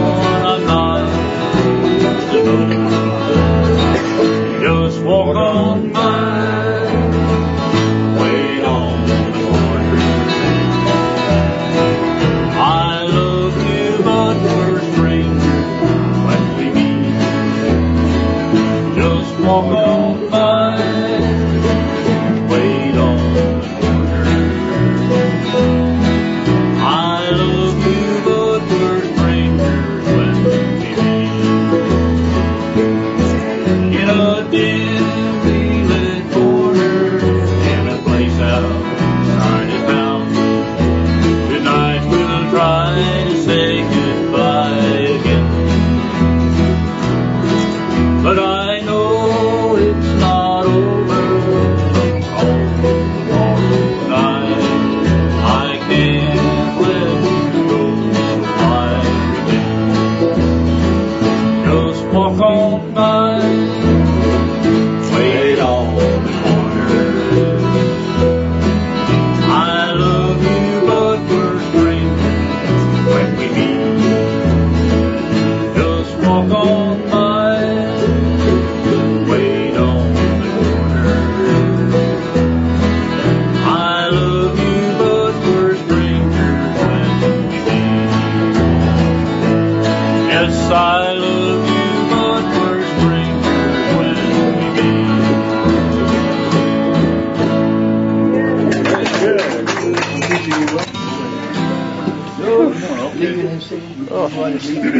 I think we can see if we can get through this. Oh, I don't think so. Another fair and young. Ready, you're up. We'll see if we can't screw this one up. Okay. Another fair and young. Leaving and saying goodbye. Okay. So many times I told you I was leaving, and so many times I told you how I tried. But saying you're leaving so much easier than leaving and saying goodbye. 'Cause every time I start to go, I wouldn't get 10 feet. Till you come running back like a runaway child who's afraid to cross the street. My mind might tell my left to say it's over, but my heart would only say it's a lie. 'Cause saying you're leaving so much easier than leaving and saying goodbye. 'Cause every time I start to go, I wouldn't get 10 feet. Till you come running back like a runaway child who's afraid to cross the street. My mind might tell my left to say it's over, but my heart would only say it's a lie. 'Cause saying you're leaving so much easier than leaving and saying goodbye. But leaving and saying goodbye. Yeah, that's just about it.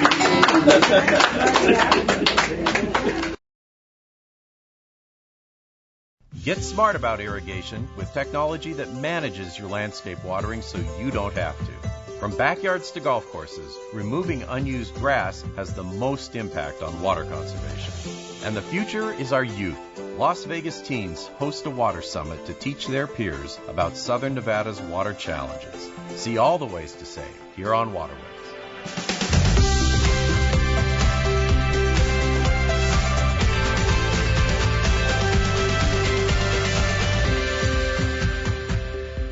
Gone are the days of having to manually turn on your irrigation system or fidget with your controller each season.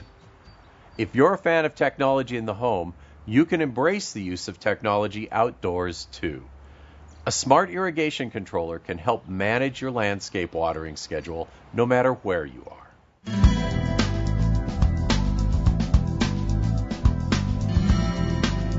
Residential outdoor water use accounts for more than 9 billion gallons of water each day in the United States, mainly for landscape irrigation, according to the U.S. Environmental Protection Agency. Here at home, about 60% of Southern Nevada's water is used outdoors. That's significant. And since we live in a dry desert, reducing the amount of water that gets wasted due to overwatering is a huge priority. Overwatering occurs when you run your irrigation systems longer or more often than needed. Overwatering is more common on grass watered by sprinklers, but drip systems can waste water too. Seasonal watering restrictions are meant to curb this kind of water waste while keeping your landscape healthy. Your irrigation clock is the key to managing your outdoor water use. Watering your landscape effectively and efficiently doesn't have to be complicated. Smart irrigation technologies can take the guesswork off your hands, significantly reduce water waste, and help you comply with mandatory watering restrictions. A smart irrigation controller acts like a thermostat for your watering system, telling it when to turn on and off. It uses local weather and landscape conditions to tailor your watering schedule and apply water only when plants need it. A smart controller will turn your system off when we have significant rain events. Toby, how can a smart controller save more water compared to a traditional watering clock? So smart controllers are based on a kind of a variable schedule. So they're based on information that you put in about plants, climate, the weather, as opposed to fixed schedules. So fixed schedules, if you put in, I'm going to water Monday, Wednesday, Friday at certain times. Obviously, if we have rain events and things like that, nothing's going to shut that off. With a smart controller, obviously, it's going to adjust to that type of weather. For example, I have a smart controller. And this past spring, when we had all these rain events, it would actually shut my system off for several days. So I could see a lot of savings because of that. On a national standpoint, you can see water savings between 10 and 15%. Locally, we've done research, and we see savings of 5 to 6% on the total household water use. So you can see some big savings using smart controllers. The Southern Nevada Water Authority offers a rebate coupon to help you upgrade to a smart controller. In many cases, the rebate will pay up to half the cost of the controller, as much as $100. Find out which controllers qualify, get program details, and print the rebate form at snwa.com. You can save instantly at local participating retailers or mail in your rebate form if you purchase outside of the program. Like most smart technologies, smart irrigation controllers get smarter with time. Some even come with flow sensors that alert you if your irrigation system has a leak. Monitoring your landscape is as simple as tapping into your phone, tablet, or computer. Newer apps allow residents to remotely control their home irrigation system. Toby, do you find that people with older or more traditional watering clocks don't comply with watering restrictions because their clocks are either hard to program or hard to get to? Yeah, definitely. So more of the traditional controllers often are tucked away in your garage, first of all. So a lot of times people just don't like to go in the garage. They're inaccessible or they're difficult to program. So the older controllers are not kind of intuitively as user-friendly for customers. So smart controllers, if you can have it in your hand, especially the app-based ones, you don't have to go in the garage to program it. So because of that, we think people will have a much greater likelihood to follow all of our schedules because it's easier for them to change it through the seasons. Smart controller savings aren't just for homeowners. HOAs and commercial properties also can receive a rebate.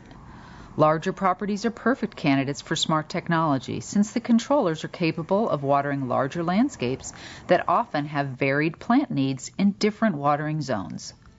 While smart controllers are designed to increase watering efficiency, they do require initial setup and occasional monitoring to ensure optimal water savings. They will take some effort initially. You have to get them plugged in, obviously, so the wiring is something very similar to your existing controller. Then you have to do a certain amount of programming up front. You still have to identify the zones, like which part of the yard you're watering and the type of plants. But that's not any different than you would with your normal type of controller. Then after that, there is periodic maintenance. It's not completely set it up and then leave it.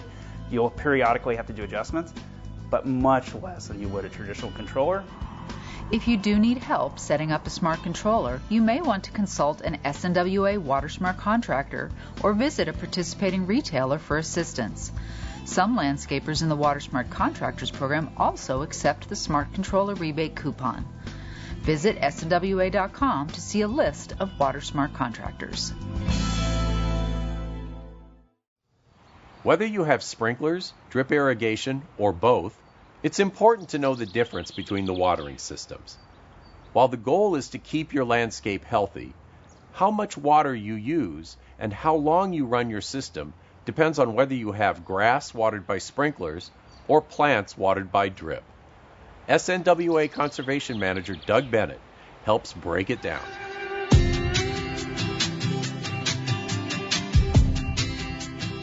Doug, when it comes to landscape irrigation, what's the difference between sprinklers and drip? One of them is going to apply the water really fast, like a rainstorm, and the other is going to apply the water very slowly and consistently right there at the plant roots. And it's important you know the difference because there's a lot of consequences in scheduling your irrigation system. So talking about sprinklers then, they're the ones that apply a lot of water really quickly to grass in the valley. So how should we be watering our turf in the summer to keep it healthy? Well, it depends. Sadly, that's the answer to all irrigation questions. It depends. There are a lot of variables. But I want people to realize just how much water these really put out. So I brought with me a shower head. We did a consumer research project, and we found that people thought that this shower head was the biggest water user at their home. The reality is this shower head, which is a water-conserving one, puts out about 2 gallons per minute. This sprinkler head, one of them, with a full circle nozzle, puts out 3 gallons per minute. One sprinkler head can be putting out more water than your shower head, and a lot of people may have dozens of these out there. So it's important to realize just how much water that is. This drip emitter, this puts out a few ounces of water per minute. So literally like a swallow of water in a minute, where this is going to put out 3 gallons. So it's important to know they can't run together. You can't run them on the same schedule, and you've got to separate your landscape irrigation by the style of emitter that's putting on the water, and then schedule it. This is going to run very short. In some cases, we may be talking about just 10 to 15 minutes of total run time. And then the drip emitter, we're usually talking about 30 to 90 minutes of run time, depending on the design, the plants, and how often you're running it. Okay. So SNWA recommends the cycle and soak method for watering turf. Tell us what that is and why we recommend it. Okay. So I mentioned you might run a sprinkler system for 15 minutes. You may not want to run it for 15 minutes continuous. It may put too much water on and the water may run off, or it may pond in the yard. So instead what you do is you divide that into thirds, maybe run 5 minutes at 5 a.m., 5 minutes at 6 a.m., and 5 minutes at 7 a.m. as an example. It's able to take those small drinks of water and pile them on and load up the soil so that the plants can drink from it during the rest of the day. So that's what we call the cycle and soak method. Cycle it on, let it soak in, wait a while, cycle it on again, and so forth. Perfect. For plants or trees that are watered with drip, they may need less water. So how often should those drip systems be set to water? What you want to do with drip is run it anywhere from 30 to 90 minutes. How long depends upon how many of these little guys are out there and how much volume each of them applies, which is a trick to learn. Once you determine that optimal run time, you want to skip days between. As a good rule of thumb, Jen, you want to run your drip system about 3 times as long minimum, but maybe only 1/3 as often as your sprinkler system runs. That's kind of a good starting point to figure out the general guidelines, and then you would work from there. For more tips on how and when to water your landscape, visit snwa.com. Las Vegas has had an unusually wet year, and now in monsoon season, you can bet more rain is on the way. While rainfall doesn't have a big impact on Lake Mead's water levels, it does help us conserve water. Water use throughout the valley is down 5% this year, thanks in part to the weather and the community's response to turn off irrigation systems during rain events. Shutting off irrigation on rainy or windy days could save residents as much as 500 gallons a day. A wetter than normal winter has likely delayed a federally declared shortage for at least another year.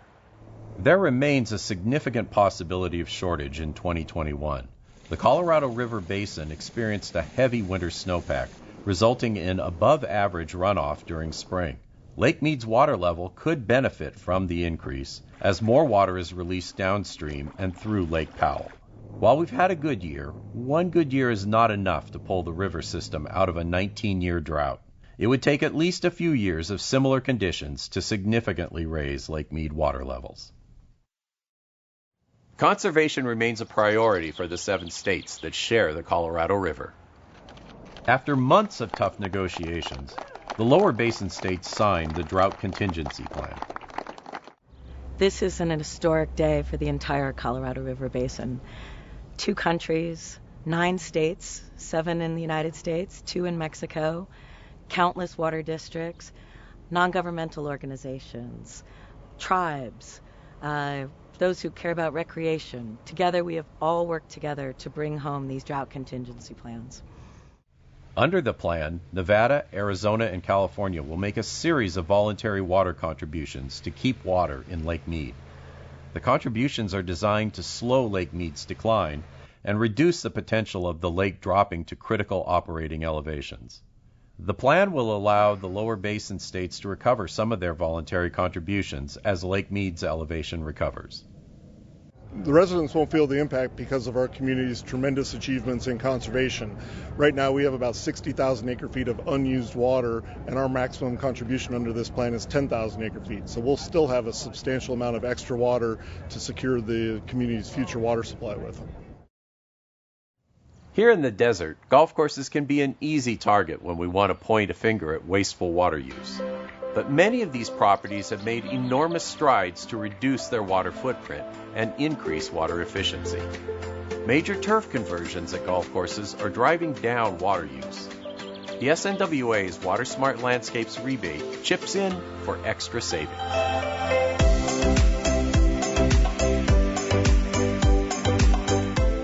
Aliante Golf Club's 18-hole championship course stretches more than 7,000 yards from the back tees. Situated in the master-planned Del Webb community, it boasts a lush desert landscape that includes colorful, drought-friendly shrubs and trees. Although the course was designed with the desert in mind, Aliante has a lot of unused grass and recently embarked on a large turf conversion project through the SNWA's Water Smart Landscapes rebate program. How much grass did Aliante remove through the SNWA's rebate program? Aliante Golf Course took out a little over 129,000 square feet of turf. The city of North Las Vegas that operates the golf course will receive a little over $200,000 in incentives. Aliante removed grass near the back of the driving range and near its 9th and 18th holes. The conversion will save the golf course and the city of North Las Vegas 7 million gallons of water a year. The SNWA worked with golf course managers to determine where grass could be eliminated without impacting the playability of the course. They used GPS technology to track the movements of 105 players over a 3-day period. Data was overlaid on course imagery to illustrate high traffic and low or no traffic areas. Several hundred rounds of golf were recorded, and then they supplied us with a great graphic of where carts went, where they didn't go, and it showed us some areas that we might want to consider to take the turf out and save water. And so we also took a look at it other than a GPS look, from a golf professional's look or a golfer's look or a golf course architect, to where it really didn't change the shape or playability of the course, and it still made it fair for people and didn't really turn it into a desert course. Many golf courses are already very efficient water users, with computerized irrigation systems, sophisticated weather monitoring devices, and well-educated course superintendents. A number of courses also have completed the complex application process to connect to and use recycled water, rather than potable supplies. Still, the sheer amount of landscaping results in steep water bills, and that's a major driver for courses to remove grass in unused areas. But it's also about doing the right thing for the valley's future. Right now, Aliante Golf Course is the number 2 user of water in the city of North Las Vegas. And so we took a look at it and said, what are our responsibilities? We asked the community, what do you think? And then we came up with the participation with this great program from Southern Nevada Water Authority to remove some turf, yet not affect the feel of the golf course, but do our part in terms of conserving water. Golf course superintendent Jeff Lazon manages the irrigation system and water use here at Aliante. His team goes to great lengths to ensure the course operates as efficiently as possible. A lot of the golf courses here, from what I understand, some of them have wells, but some of them are running off of city water, and that's what we're doing. We don't want to waste a drop of that city water because we know where it comes from and we know how hard it is to replace it. Since 1999, golf courses have converted more than 39 million square feet, or 900 acres of grass, through the SNWA's rebate program. The conversions have produced a savings of 2.2 billion gallons of water for our community. So golf courses, as a sector in the Southern Nevada community, only use about 6% of the water. And the reason is that they're on water budgets, and that means they get 6.3 acre-feet per acre annually. And they stick to those budgets. They also have professional irrigators on staff and weather stations to run their irrigation systems. So water is important to a golf course, obviously, and it's a big part of their maintenance budget financially. So they are very water conscious. Who wants to mow their lawn when it's 110 degrees outside? Not many people, including Channel 8 news meteorologist Sherry Swensk. Although she had a small area of grass in her backyard, it was more of a nuisance than a usable space. Sherry applied for the SNWA's Water Smart Landscapes rebate to replace her thirsty turf with a low-maintenance landscape.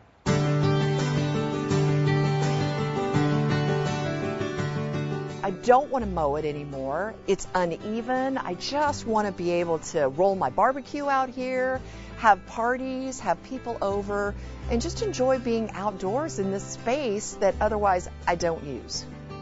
You've likely seen meteorologist Sherry Swensk talk about water conservation during her weather segments on Channel 8 News.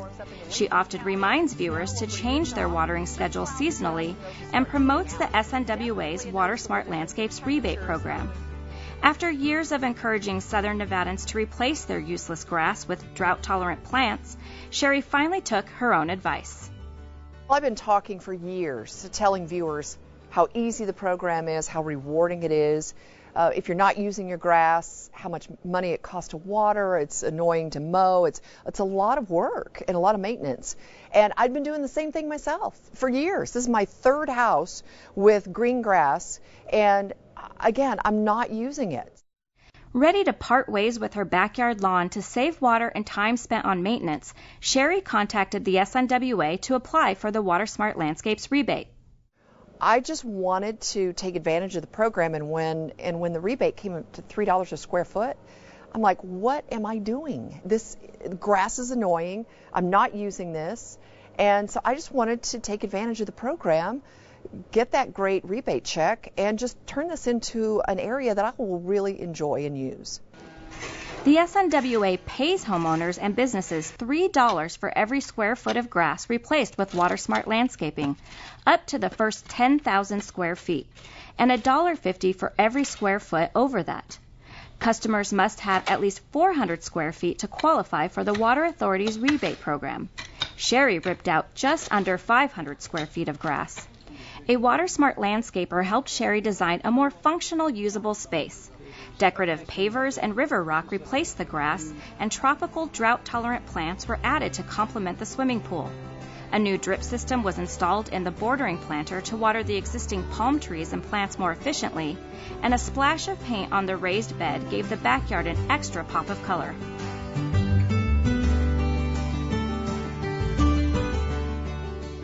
Tell us how you feel about your new yard.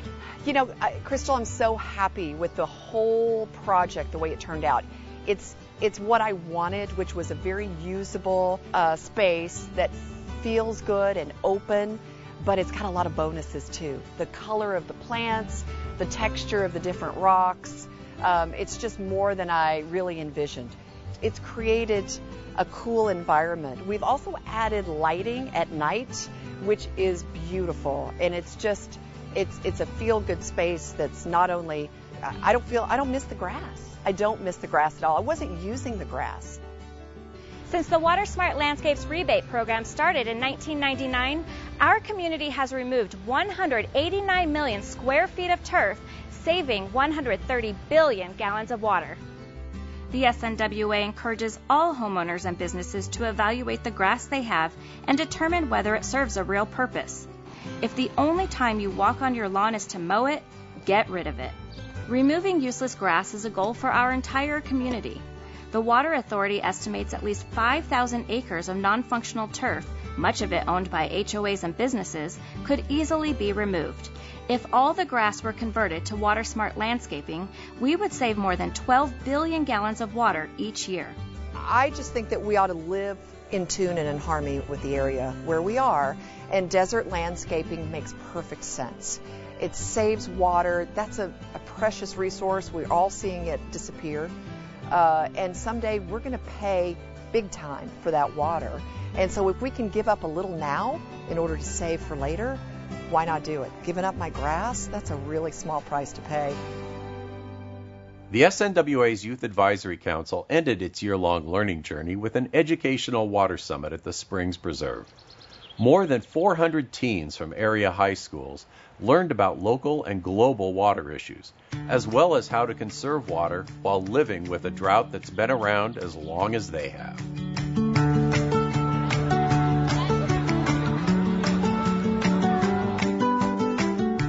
I learned more about conservation and my impact on my community, and it was a great experience, and I found more of a passion for just activism and what we can do as youth to make a change in the world, and that's definitely what Youth Advisory Council has taught me this year. For the past year, the teens in the SNWA's Youth Advisory Council, also known as YAC, have learned about Southern Nevada's water resources and challenges, including where our main source of water comes from, how it's treated and delivered to customers, and why conservation is so important to our community. For high school students like Tatum Winspear, learning more about the record drought reminded her not to be complacent. We've lived in a drought our whole lives. It's kind of on the back burner of our thoughts. We don't really realize there's a drought in Las Vegas because when we were born it was just at the beginning. So the fact that we can become more environmentally conscious is what is really the most important. The Water Authority created the Youth Advisory Council in 1999 to engage high school students in a discussion of water issues and policy. The council meets once a week to develop and implement an annual project and concludes the year with a presentation to the SNWA's Board of Directors. This year, YAC hosted a highly successful and well-attended water summit for its peers. Jerry Nadal, Senior Vice President of Cirque du Soleil, made opening remarks before participating teens broke into groups for tours and activities. Basically, it's just an expo for all of these kids to come and learn about water issues. We have a couple of activities led by my fellow YAC members. So one of them is an activity to demonstrate how water infrastructure works, and it's basically a giant activity where you have to carry water from one place to another. And we wanted them to just really get an idea of their impact on our water in Las Vegas and in Southern Nevada, and really just have a knowledge of where their water comes from in terms of the allocation from the Colorado River. Springs Preserve staff led zoology, archaeology, and gardens tours, while the Water Authority hosted a conservation session to show attending high school students how they can conserve water at home. The Warm Springs Natural Area and the Las Vegas Wash participated with information booths, and the SNWA's water quality team explained how the valley's drinking water is tested and treated to the highest standards. The summit was a representation of all that YAC has learned and experienced over the past year. We went to the River Mountain Water Treatment Facility, which was really interesting. We went to a couple of expos.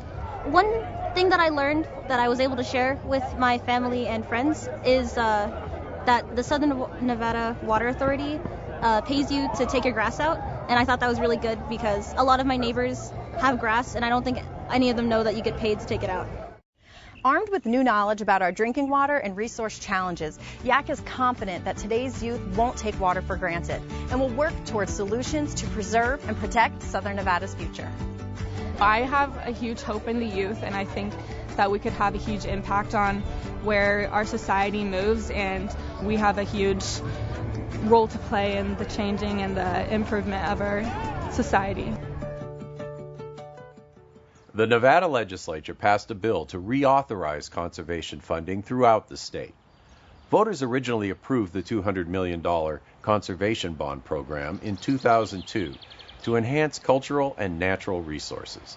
The fund supported recreational trails, public parks, museums, wildfire prevention and restoration, and much more.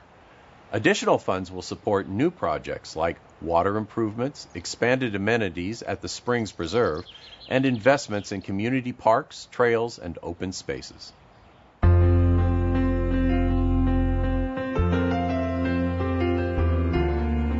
Our primary mission is to protect the land and water resources for the people of Nevada and provide quality recreational opportunities.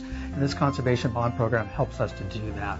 Some key projects that we've been able to implement is a bike path up at Lake Tahoe, which for the first time ever on the Nevada side of the lake, folks can ride their bike along a quality bike path in a safe experience and not be on the roadway. We've done visitor improvements to improve the recreational quality experience in our campgrounds throughout the state, most notably Valley of Fire State Park and the Big Bend State Park down in Laughlin, Nevada. Conservation bond funding is critical for the Nevada Department of Wildlife. Some of the big areas of use in the past few years have included wildfire rehabilitation. That includes purchasing seed and applying that seed via helicopter. Hatcheries in both the northern part of the state as well as the southern part of the state have been the beneficiaries of conservation bond funding, and fish production has been increased, and fish species protection has also occurred as a result of those hatchery refurbishment projects. The Conservation Bond Act enabled us to get the resources to design and construct a new state-of-the-art museum on the campus of the Las Vegas Springs Preserve, which was evolving at that time as a great cultural resource for Clark County in southern Nevada. $25 million came from the Nevada Conservation Bond Program to help fund the construction of what has become a cultural entertainment and education center in Las Vegas, and there's a lot of attractions in southern Nevada, but families in southern Nevada know that this is a place where they can hike, see traveling exhibits, there's wildlife, there's a museum, there's a botanical garden that demonstrates how we can have a sustainable foliage here, and so the Springs Preserve is an example of what the bond program can do for our community.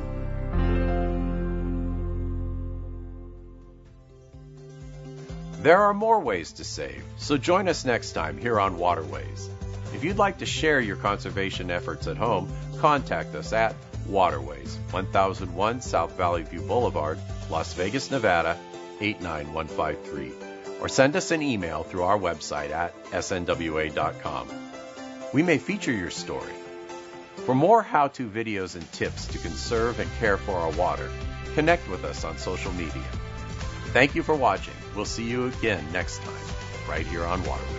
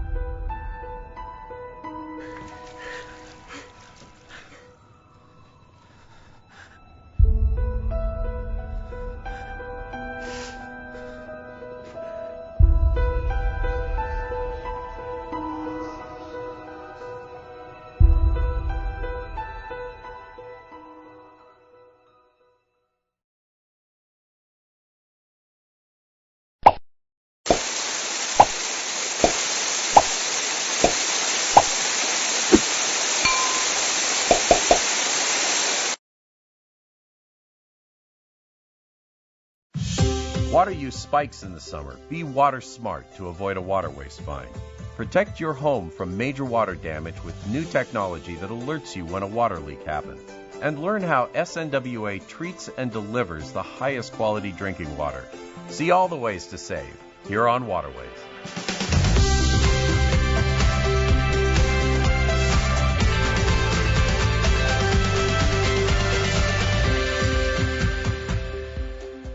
As southern Nevada continues to weather a record drought, It's vital that we all do our part to conserve water. Preventing water waste and reporting it when you see it can help our community reach its conservation goals.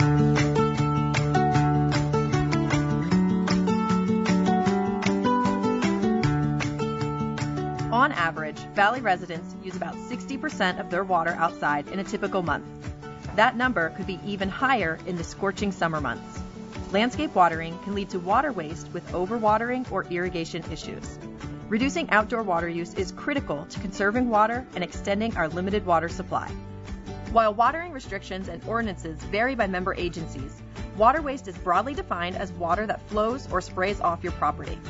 Common violations that may result in a water waste fine include watering outside of assigned watering days and violating time of day restrictions. Landscape watering is prohibited between 11 a.m. and 7 p.m. from May 1st to August 31st. Watering on Sunday is never permitted. Since time of day restrictions prohibit watering from 11 to 7 from May through August, when does the SNWA recommend watering for maximum results and water efficiency? The best time to water your landscape is early morning, at sunrise or just before sunrise. During that period of time, the temperatures are a lot cooler, the sun has not come out, and so you're going to lose a lot less water through evaporation. So watering from 11 a.m. to 7 p.m. is prohibited. Because it is the hottest part of the day, you're going to lose so much water from evaporation. Most water waste is caused by inefficient or improper landscape irrigation, and often customers are unaware they're wasting water until it's reported or they receive a warning from their water provider. Runoff and overspray are common water waste issues, especially with sprinklers. It might be tempting to water longer in the summer, but this can cause water to spray or flow off your property, and that's considered water waste. One way to eliminate runoff and overspray is to remove problem lawn areas. Consider replacing grass on sloped, narrow, or curved areas with water-smart plants watered by efficient drip irrigation systems. Doing so will save water and enhance your curb appeal. Here are more tips to guard against water waste. Water only on your assigned watering days. If you don't know your days, visit snwa.com. Check your irrigation system weekly and repair or replace broken sprinklers and drip heads. Adjust misaligned sprinkler heads. Look for leaks. They'll show up as wet spots in your landscape. If water is bubbling to the surface, you may need to consult a professional. Use the cycle and soak method when watering grass. Cycle and soak method is basically watering your grass in shorter increments over multiple cycles. SNWA typically recommends 3 cycles of about 4 minutes each cycle. What it allows is it allows the water to get down into the root system for the soil to absorb the water so that your grass can actually utilize the water before being lost to evaporation or runoff. So what about watering with drip? So with drip irrigation, even though you're allowed to water 6 days per week in the summertime, you really don't need to. The plants that you're watering with drip irrigation can typically handle being watered 3 days per week, even in the hottest times of the year.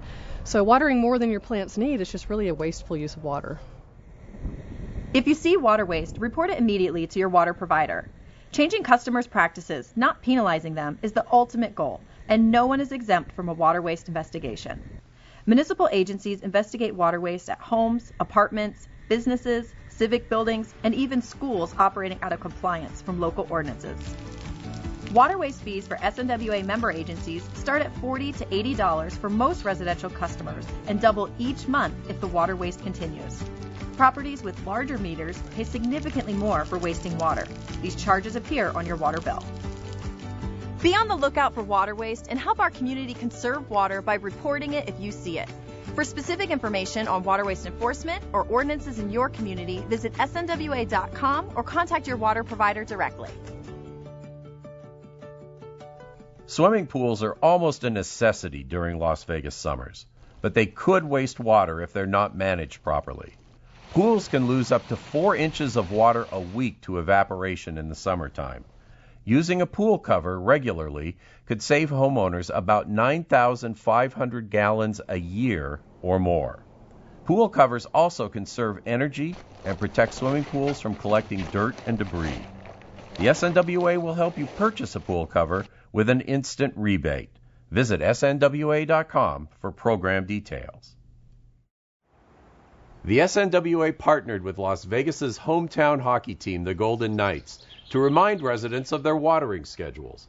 You know right-wing player Ryan Reeves as the enforcer on the ice, But in our new TV commercials, Reeves is helping to enforce mandatory watering restrictions.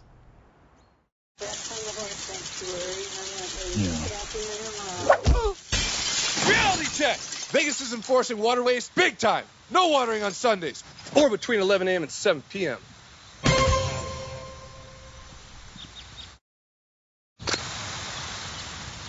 Woo! Reality check! There are big fines if you don't change your watering clock. Good to know. Just a friendly reminder. Ryan Reeves style. Outdoor watering increases in the summertime, but we're in a record drought, and managing your watering schedule is key to helping our community conserve its most important natural resource. After all, watering restrictions are mandatory and could save billions of gallons of water if everyone complied.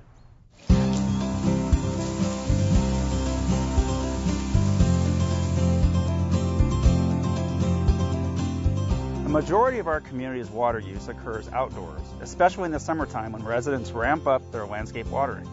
It's really important to monitor your landscape and only add water as needed. Otherwise, it's just a waste of our resources. In the hottest months, most valley homes use most of their water outdoors to water their landscapes, and you'll really feel the pinch if you're still watering thirsty grass. Summer watering restrictions May through August allow watering up to 6 days a week, but the SNWA says you may not need it. Summer watering restrictions allow customers to water 6 days a week, but do landscapes really need that much water in early summer? Usually not. In summertime, like in May, June, the nighttime temperatures are still cooler, so you don't need to water, you don't need to jump from 3 days a week basically to 6 days a week, especially for grass. You can kind of gradually increase your watering. So we always suggest go from 3 days to 4 days, kind of monitor how your landscape is doing, and you kind of gradually do that as we work our way into the hotter months in the summertime. Drip irrigation, obviously, you don't need to increase to 6 days throughout the year, actually. In the summertime, you can get by with watering 3 or 4 days a week, especially for trees. Bushes you can get by with for, same thing, 3, 4, maybe 5 days, but you don't need to go to 6 days. So the biggest thing is you just got to monitor your landscape and see how the plants are doing and how they're responding to what you're watering. But the biggest issue we always have with residential people is they jump up to like the 6 days, whatever our maximum watering is, and we don't need to do that. You kind of gradually work your way up through the summer. As you balance smart water use with your landscape survival in the heat, these tips can further help manage your water bill. First, set your sprinklers to cycle and soak. Several short cycles help avoid runoff. The Water Authority recommends 3 sprinkler cycles of 4 minutes each, spread over several hours before sunrise, to give most lawns the water they need when they need it. Turf areas that are shaded or protected may need less water. To help grass retain moisture in the heat, adjust your mower to cut grass higher in summer months. Mowing to about a 3-inch height creates a shade canopy over the soil that can reduce water evaporation. The time of day you water is important as well. In the summertime when it gets really hot, it's obviously very critical to water as early as you can. Ideally, you water before sunrise. At that time, most of the water gets into the plant roots. For the grass, you get most of the water into the plant to the grass.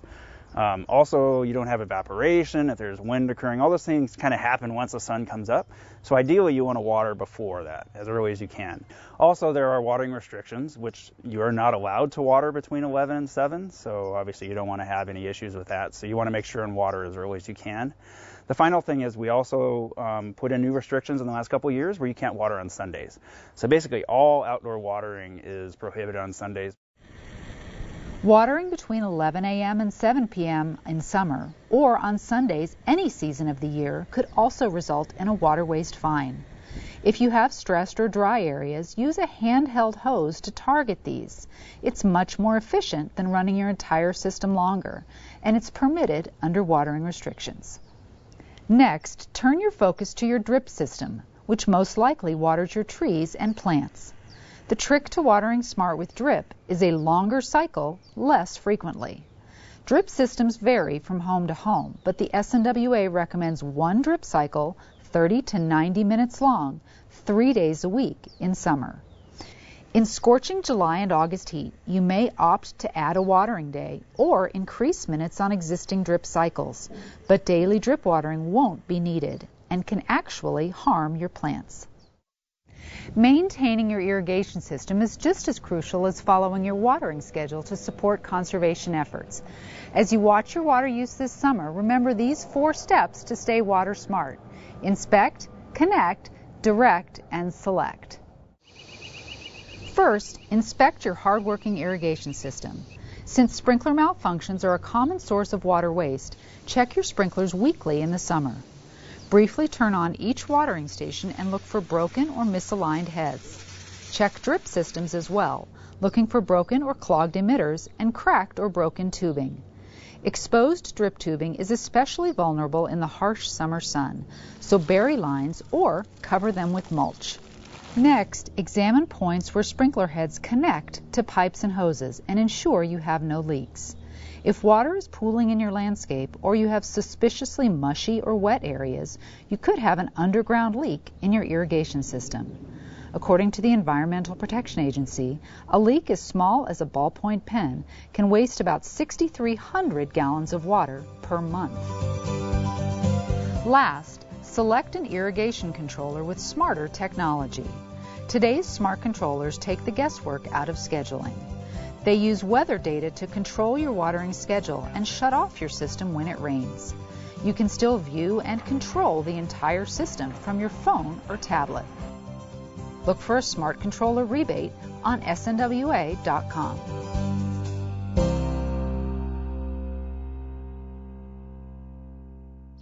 After months of negotiations and an extension by the federal government, Nevada, Arizona, and California have signed the Drought Contingency Plan. Under the plan, the 3 states will make a series of voluntary water contributions to keep water in Lake Mead. The contributions are designed to slow Lake Mead's decline and reduce the potential of the lake dropping to critical operating elevations. The plan will allow the lower basin states to recover some of their voluntary contributions as Lake Mead's elevation recovers. Continued conservation is critical to maintaining our current and future water resources. Leaks, seen and unseen, can happen quickly and waste a lot of water. You may not even know you have a leak until you open your water bill and get stung by the cost. Now you can stop leaks almost instantly and protect your home from potential water damage and conserve water at the same time.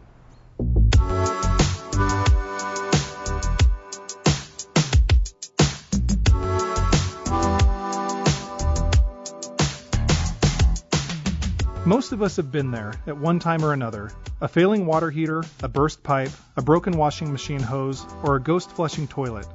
If you're lucky, you found and fixed the leak before it caused substantial water damage. But oftentimes, leaks happen when least expected, and repairing water damage caused by leaks can cost thousands of dollars for a typical homeowner.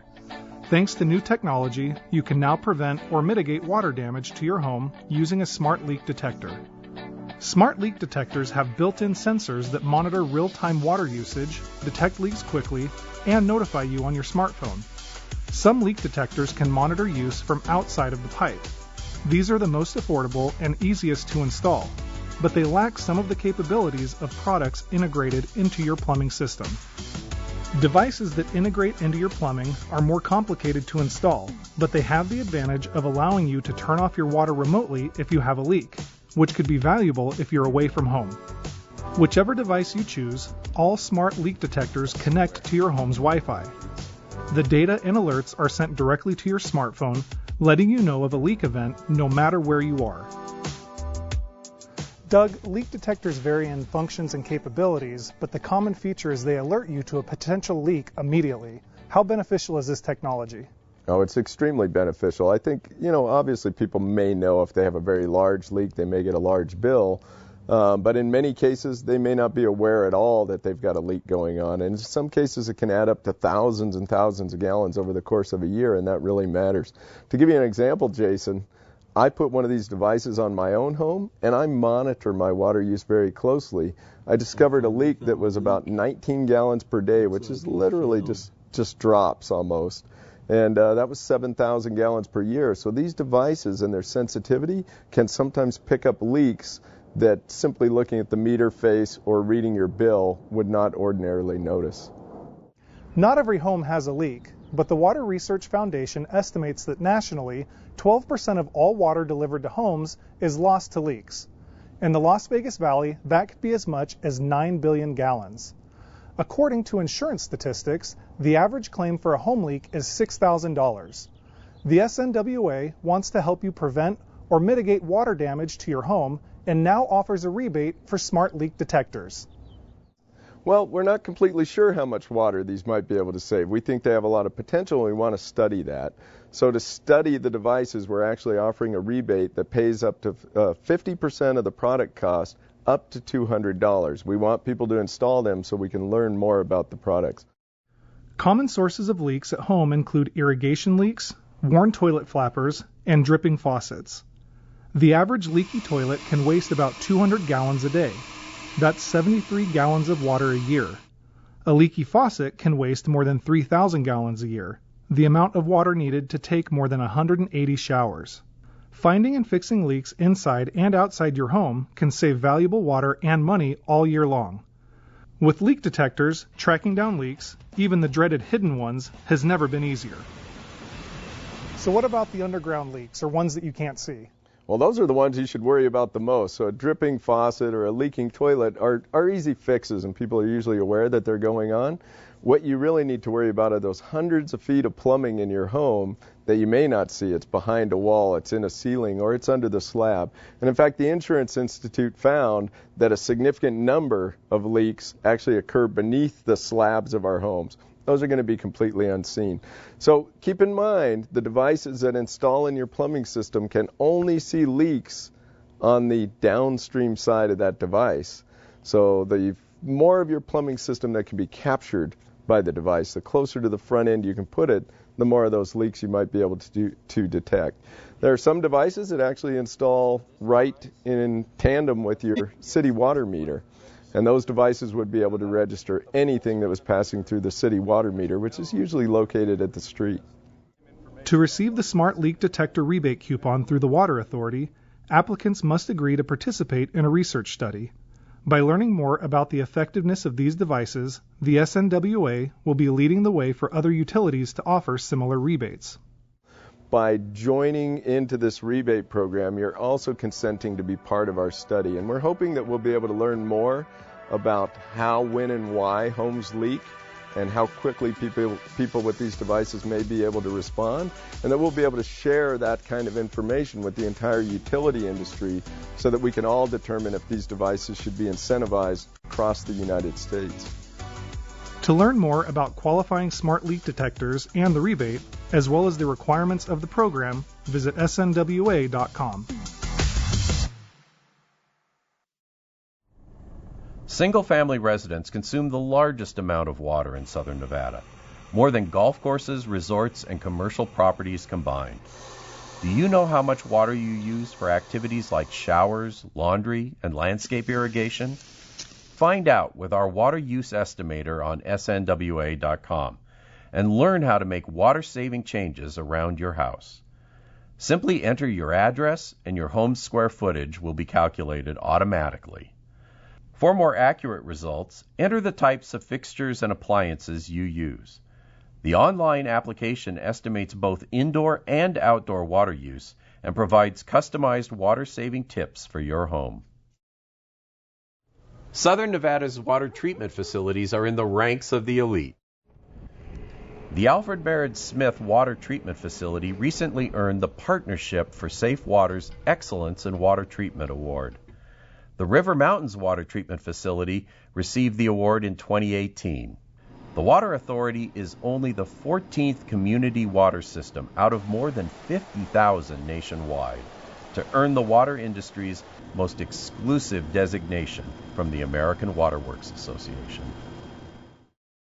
We can't live without water. You might say that makes it our most valuable resource. And that's also why Southern Nevada Water Authority works around the clock to ensure your water's quality, reliability, and security.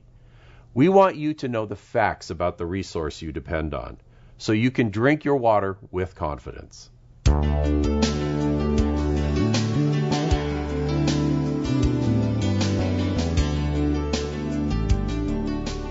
hydrated isn't just important in the desert. Nationwide, Americans quench their thirst with more than 1 billion glasses of tap water daily. Ensuring high-quality drinking water requires SNWA to coordinate with state and federal agencies and maintain compliance with the U.S. Environmental Protection Agency's Safe Drinking Water Act. The Act sets strict drinking water standards for 300 million Americans served by community water systems. Here at home, Southern Nevada's tap water meets or surpasses all state and federal drinking water standards. It's easy to get the facts about your water. Simply check your water provider's annual water quality report. The EPA requires water agencies to provide this report to customers every year. Locally, this includes the cities of Henderson, North Las Vegas, Boulder City, as well as the Las Vegas Valley Water District. Much of the water used by local water agencies is treated and delivered by the Southern Nevada Water Authority. Whether your water agency posts its report online or mails it to customers, you can always request a printed copy if you don't have internet access. Reports provide a comprehensive look at treatment and testing, water sources, and how test results measure up to federal and state standards. Water quality is monitored in real time, 24 hours a day, 365 days a year. And in 2018, SNWA scientists conducted more than 295,000 analyses on nearly 55,000 water samples. Scientists in this laboratory monitor for 91 regulated contaminants that either occur naturally or are man-made. The SNWA and other large public water systems also monitor for more than 75 unregulated contaminants. Data from this work helps the EPA direct future public health efforts by tracking and prioritizing emerging contaminants for potential future regulation. Customers often ask about the taste of their tap water. If you don't care for the taste of the natural minerals and chlorine used in water treatment, add a citrus slice or refrigerate your tap water to boost flavor. Keep in mind, taste does not equate to safety. While bottled water may appeal to your taste buds, the EPA notes that more than 25% of bottled water comes from a municipal water supply, just like your tap water. And while water bottled at a plant must only get tested weekly, the Safe Drinking Water Act requires daily testing of your tap water. Beyond testing, water treatment processes are state-of-the-art. The Water Authority treats water with ozone, a powerful disinfectant that kills potentially harmful microscopic organisms that may be present. A multi-stage filtration process follows that. Then, as water leaves the water treatment facilities, chlorine is added to protect it on the way to residents' taps. As water makes its way through thousands of miles of the community's pipelines, Southern Nevadans also benefit from some of the nation's most reliable, efficient, and modern water delivery systems, including instances of water main breaks that are far below the national average. That high reliability benefits water quality too. It really does take an investment in money, in time, and expertise to keep pipelines and systems online and working properly. Here in Southern Nevada, we believe that by taking a proactive approach and investing resources now, we're protecting water quality for years to come. In short, greater water reliability means more consistent water quality.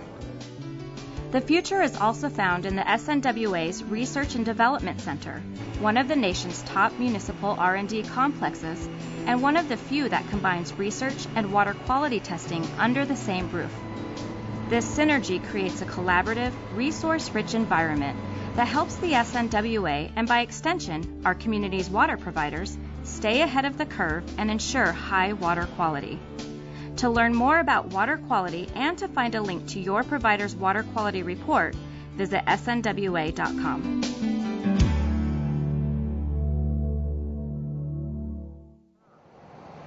Keeping a clean car is a challenge in Las Vegas, especially since we've had more rain than usual. The next time your car needs a bath, take it to a WaterSmart car wash. WaterSmart car washes recycle water on site or send it to a water treatment facility where it's treated and recycled. WaterSmart car washes use less water than hand washing your car at home. And the SNWA offers coupons to participating car washes. Visit snwa.com to print a coupon good for $2 or more. There are more ways to save, so join us next time here on Waterways.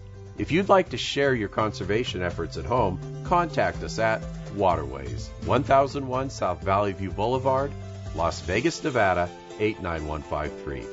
Or send us an email through our website at snwa.com. We may feature your story. For more how-to videos and tips to conserve and care for our water, contact us on social media. Thank you for watching. We'll see you again next time, right here on Waterways.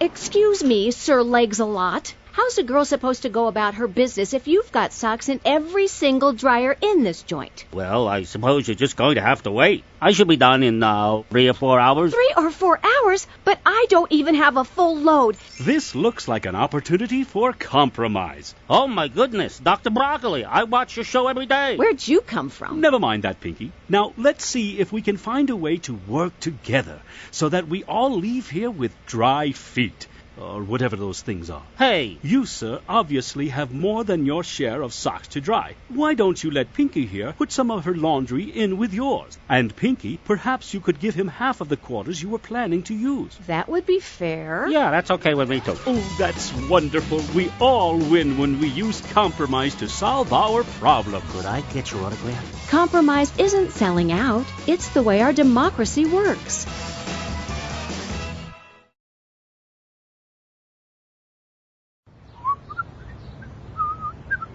Wait a minute. Sorry, lady, but you can't park your bike on this here sidewalk. But I'm working here. I'm a delivery bird, for pizza's sake. Later that night, Pinky got together with all of her fellow delivery birds, and they formed a special interest group. We've got to overturn this law that says delivery birds can't park their bikes on the sidewalk. Who's with me? The SWDBU went on to urge legislators to change the law prohibiting the parking of bikes on sidewalks, but met fierce resistance from another special interest group, Concerned Citizens for Uncluttered Sidewalks. After hearing both sides, lawmakers added an exemption to the law that allowed delivery birds to park their bikes on the sidewalks temporarily while making their deliveries. Both groups called the decision a success. That's the role that special interests play in our democracy, giving voice to groups of like-minded individuals so that everyone's ideas are represented in our government.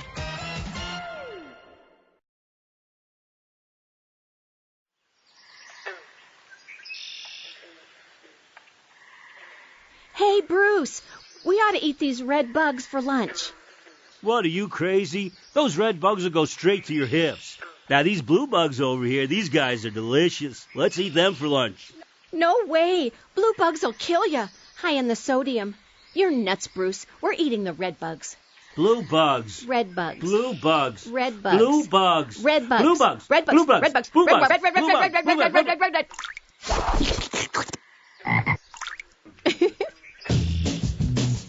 Just as Pinky and Bruce had a hard time agreeing on what to eat, people disagree about the laws they want to pass and which policies to adopt. The arguments that legislators have with each other in Congress and state legislatures are reflections of the disagreements among we, the people.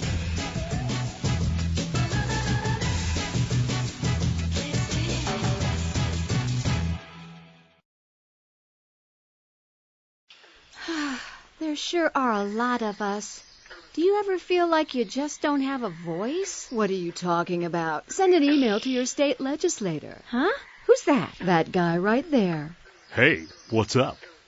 Your state and federal legislators are your voice in our government. They don't speak for themselves, they speak for you. That's why it's crucial for you to be involved with who represents you. In last year's election, only 62% of these birds even registered to vote. And of that 62% who registered, only 2/3 of them bothered to vote. That means only 2 out of 5 are using their voice. What a shame.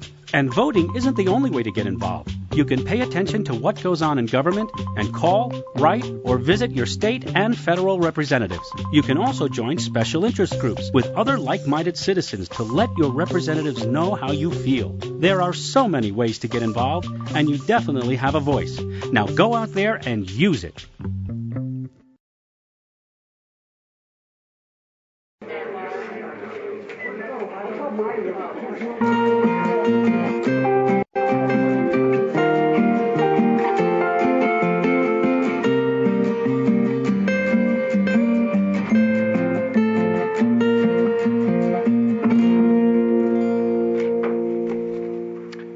Welcome back after our brief interlude there. I'll go ahead and call to order the City Council meeting. We will begin with the invocation and Pledge of Allegiance. The invocation today is from Pastor Keith Hedlund with Bethany Baptist. Again, we'll follow with the pledge after that. Heavenly Father, we are thankful for the community in which we live, for the things that make it special. We're thankful for the political interest in our community. We're thankful that while Las Vegas got only something of participation in the single digits, that almost half of our community voted in recent elections. We are thankful for this spirit of community involvement that's reflected in our community organizations, in our churches, in our school groups, and so on. We pray for our new leaders, asking that they would have wisdom and insight into our community. We pray for their involvement in regional groups as assignments will be given out. Give our leaders wisdom, understanding of the other leaders, understanding of the process, and give them wisdom in the issues that will come before these various boards. Pray that our leaders would be marked by integrity, that you would give them a strong conscience, that you would give them a sense of right and wrong. And many of the issues that come before this board don't necessarily involve right or wrong. They are matters of wisdom. So give them wisdom in these areas. Guide this body in its deliberations tonight.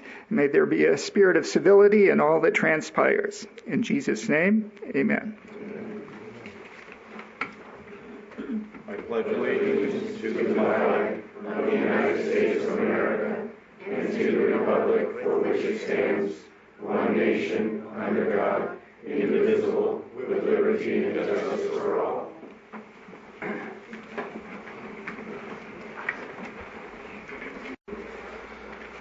Thank you, Pastor Hedlund, for those good words for us. Public announcements.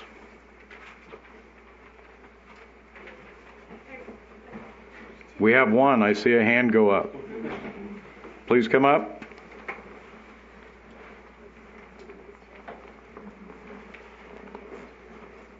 Svetlana Stefanova, I'm the Director of Development for the Damn Short Film Festival.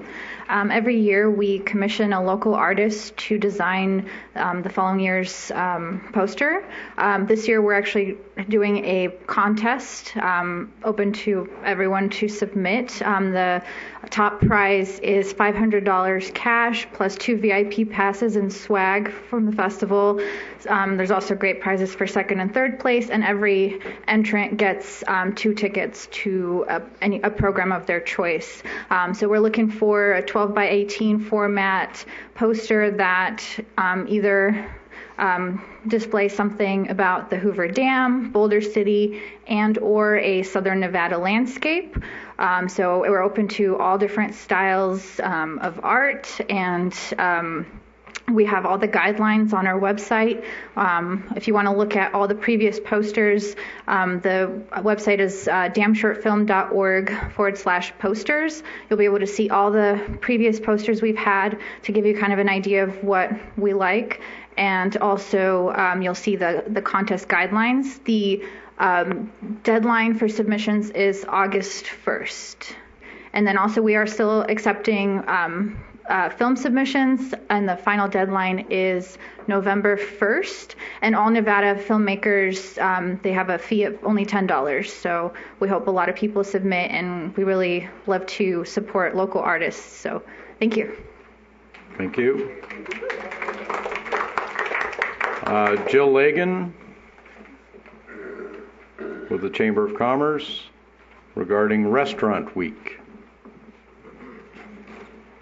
Council, thank you. Jill Egan with Boulder City Chamber of Commerce. I'm excited to be here to share a little bit about the first annual Boulder City Restaurant Week. So we saw that there were quite a few people who had some concerns back during the think tank days, and we had some individuals that expressed that they'd like to be a part of some of the solution to some of those concerns. And so one of our local restaurants, Miss Cindy Ford from the Southwest Diner, she decided that she was going to go out and look for some of those solutions.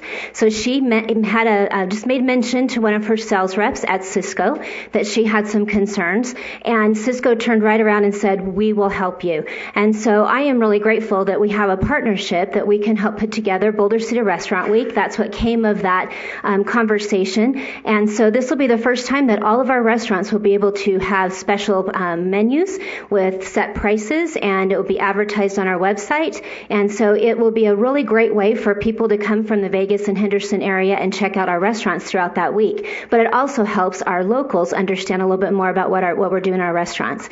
So I have with me Andrew Roth. He is from Cisco, and we're excited for this partnership, and I thought I'd let him say a few words just so he can kind of tell you a little bit more about the details. Sure.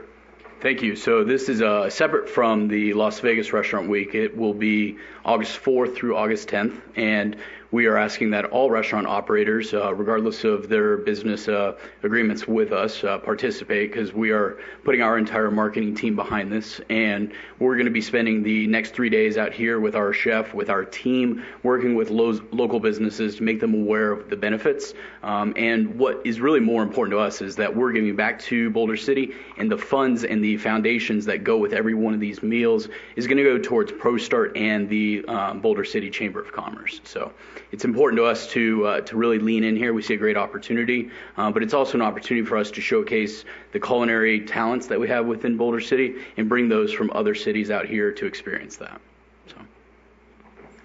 So with each of those restaurant meals that are purchased, a percentage will go back to either the Foundation ProStart or to the Boulder City Community Foundation. The foundation dollars that come back into Boulder City directly will go right into the high school scholarship fund. So it is a really great way for Boulder City residents and those visiting to be able to contribute to some of our educational goals that we have at the Chamber. But also, if they have their receipt after they purchase their meal, they can take it to multiple businesses and also receive a coupon or a discount. So that will also be advertised. So it's a great way to get people into all of our businesses and to highlight all the great things that we have out here in Boulder City. So we're grateful for partnerships. We're grateful for wonderful businesses like Cindy Ford that have thought through these great ideas and have found solutions to things that concern them.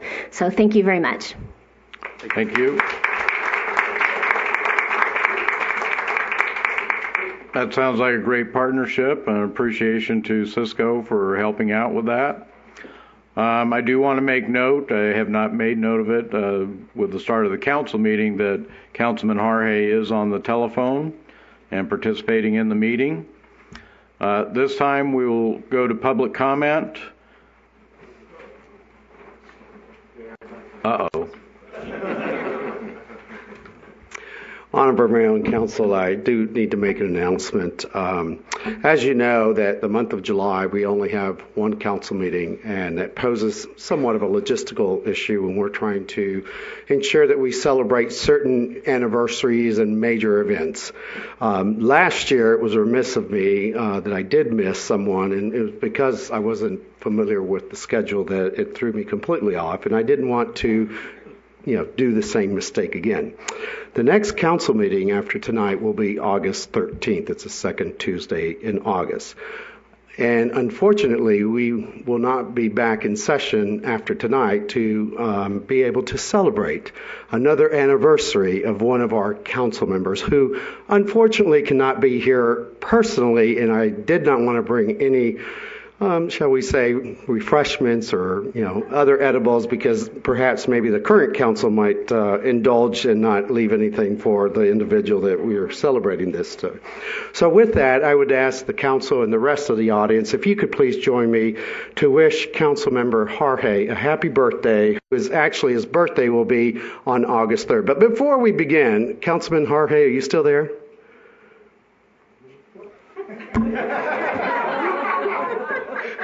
Councilman Harhay?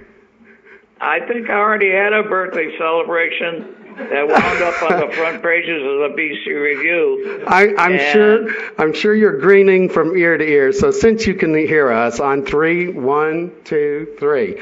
Happy birthday to you.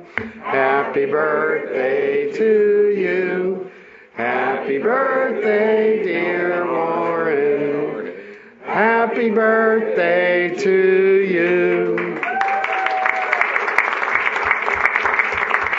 At this rate, I'll be able to reach 100 before anybody else.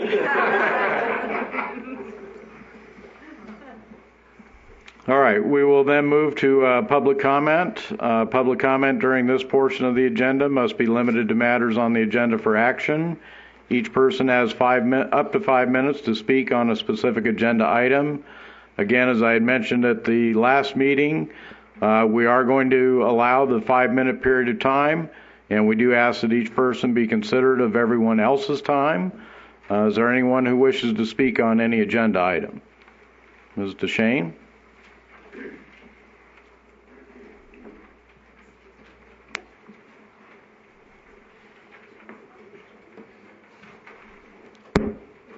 Judy DeShane. I just wanted to really make a comment. I see that the BC TAP is on the consent agenda, which is the electrical part of our utilities. And I saw that the total budget is $2.7 million. And there's a $400,000 going out now. I was just wondering if we could keep a running total of what has been spent and what's left to be spent, so we don't wind up like we did with the water.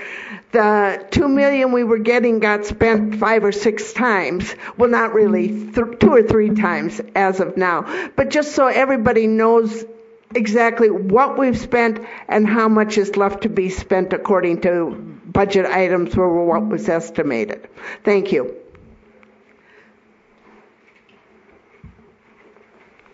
Mr. Schuman?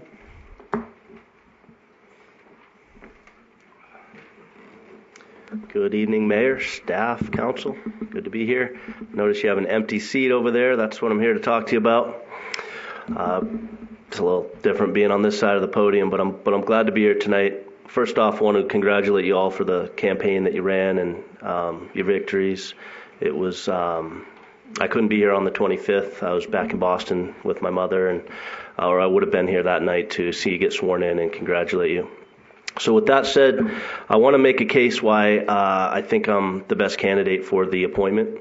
I'm going to start with the idea that, this is an elected position and that it's not an appointed position, and it should really come from the electorate. It should really come from voters.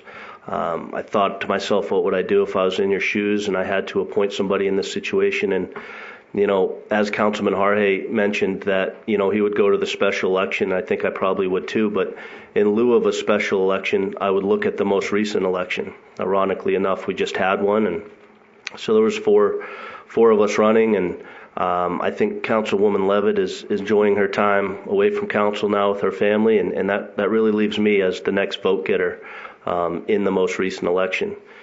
So during the primary and during the general election, I was, many people came in and voted for me.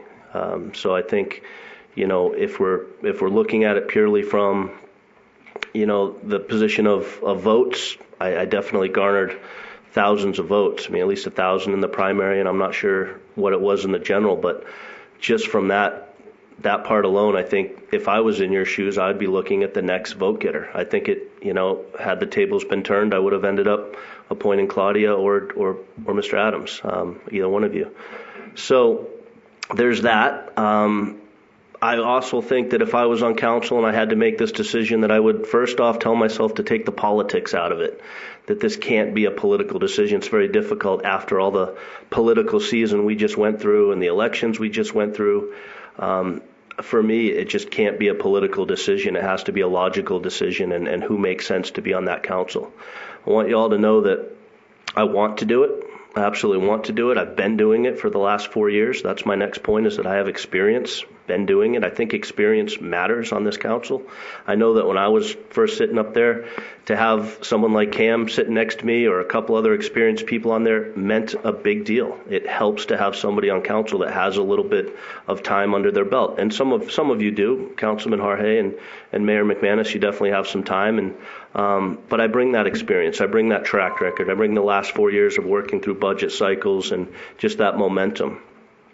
I know there's a push to talk about incumbents versus non-incumbents. I don't feel like an incumbent. I feel like a 4-year freshman councilman that still has work to do. And so I take it from that position too, that I think experience really matters, and the momentum that I've served on the council for the last 4 years should make a difference.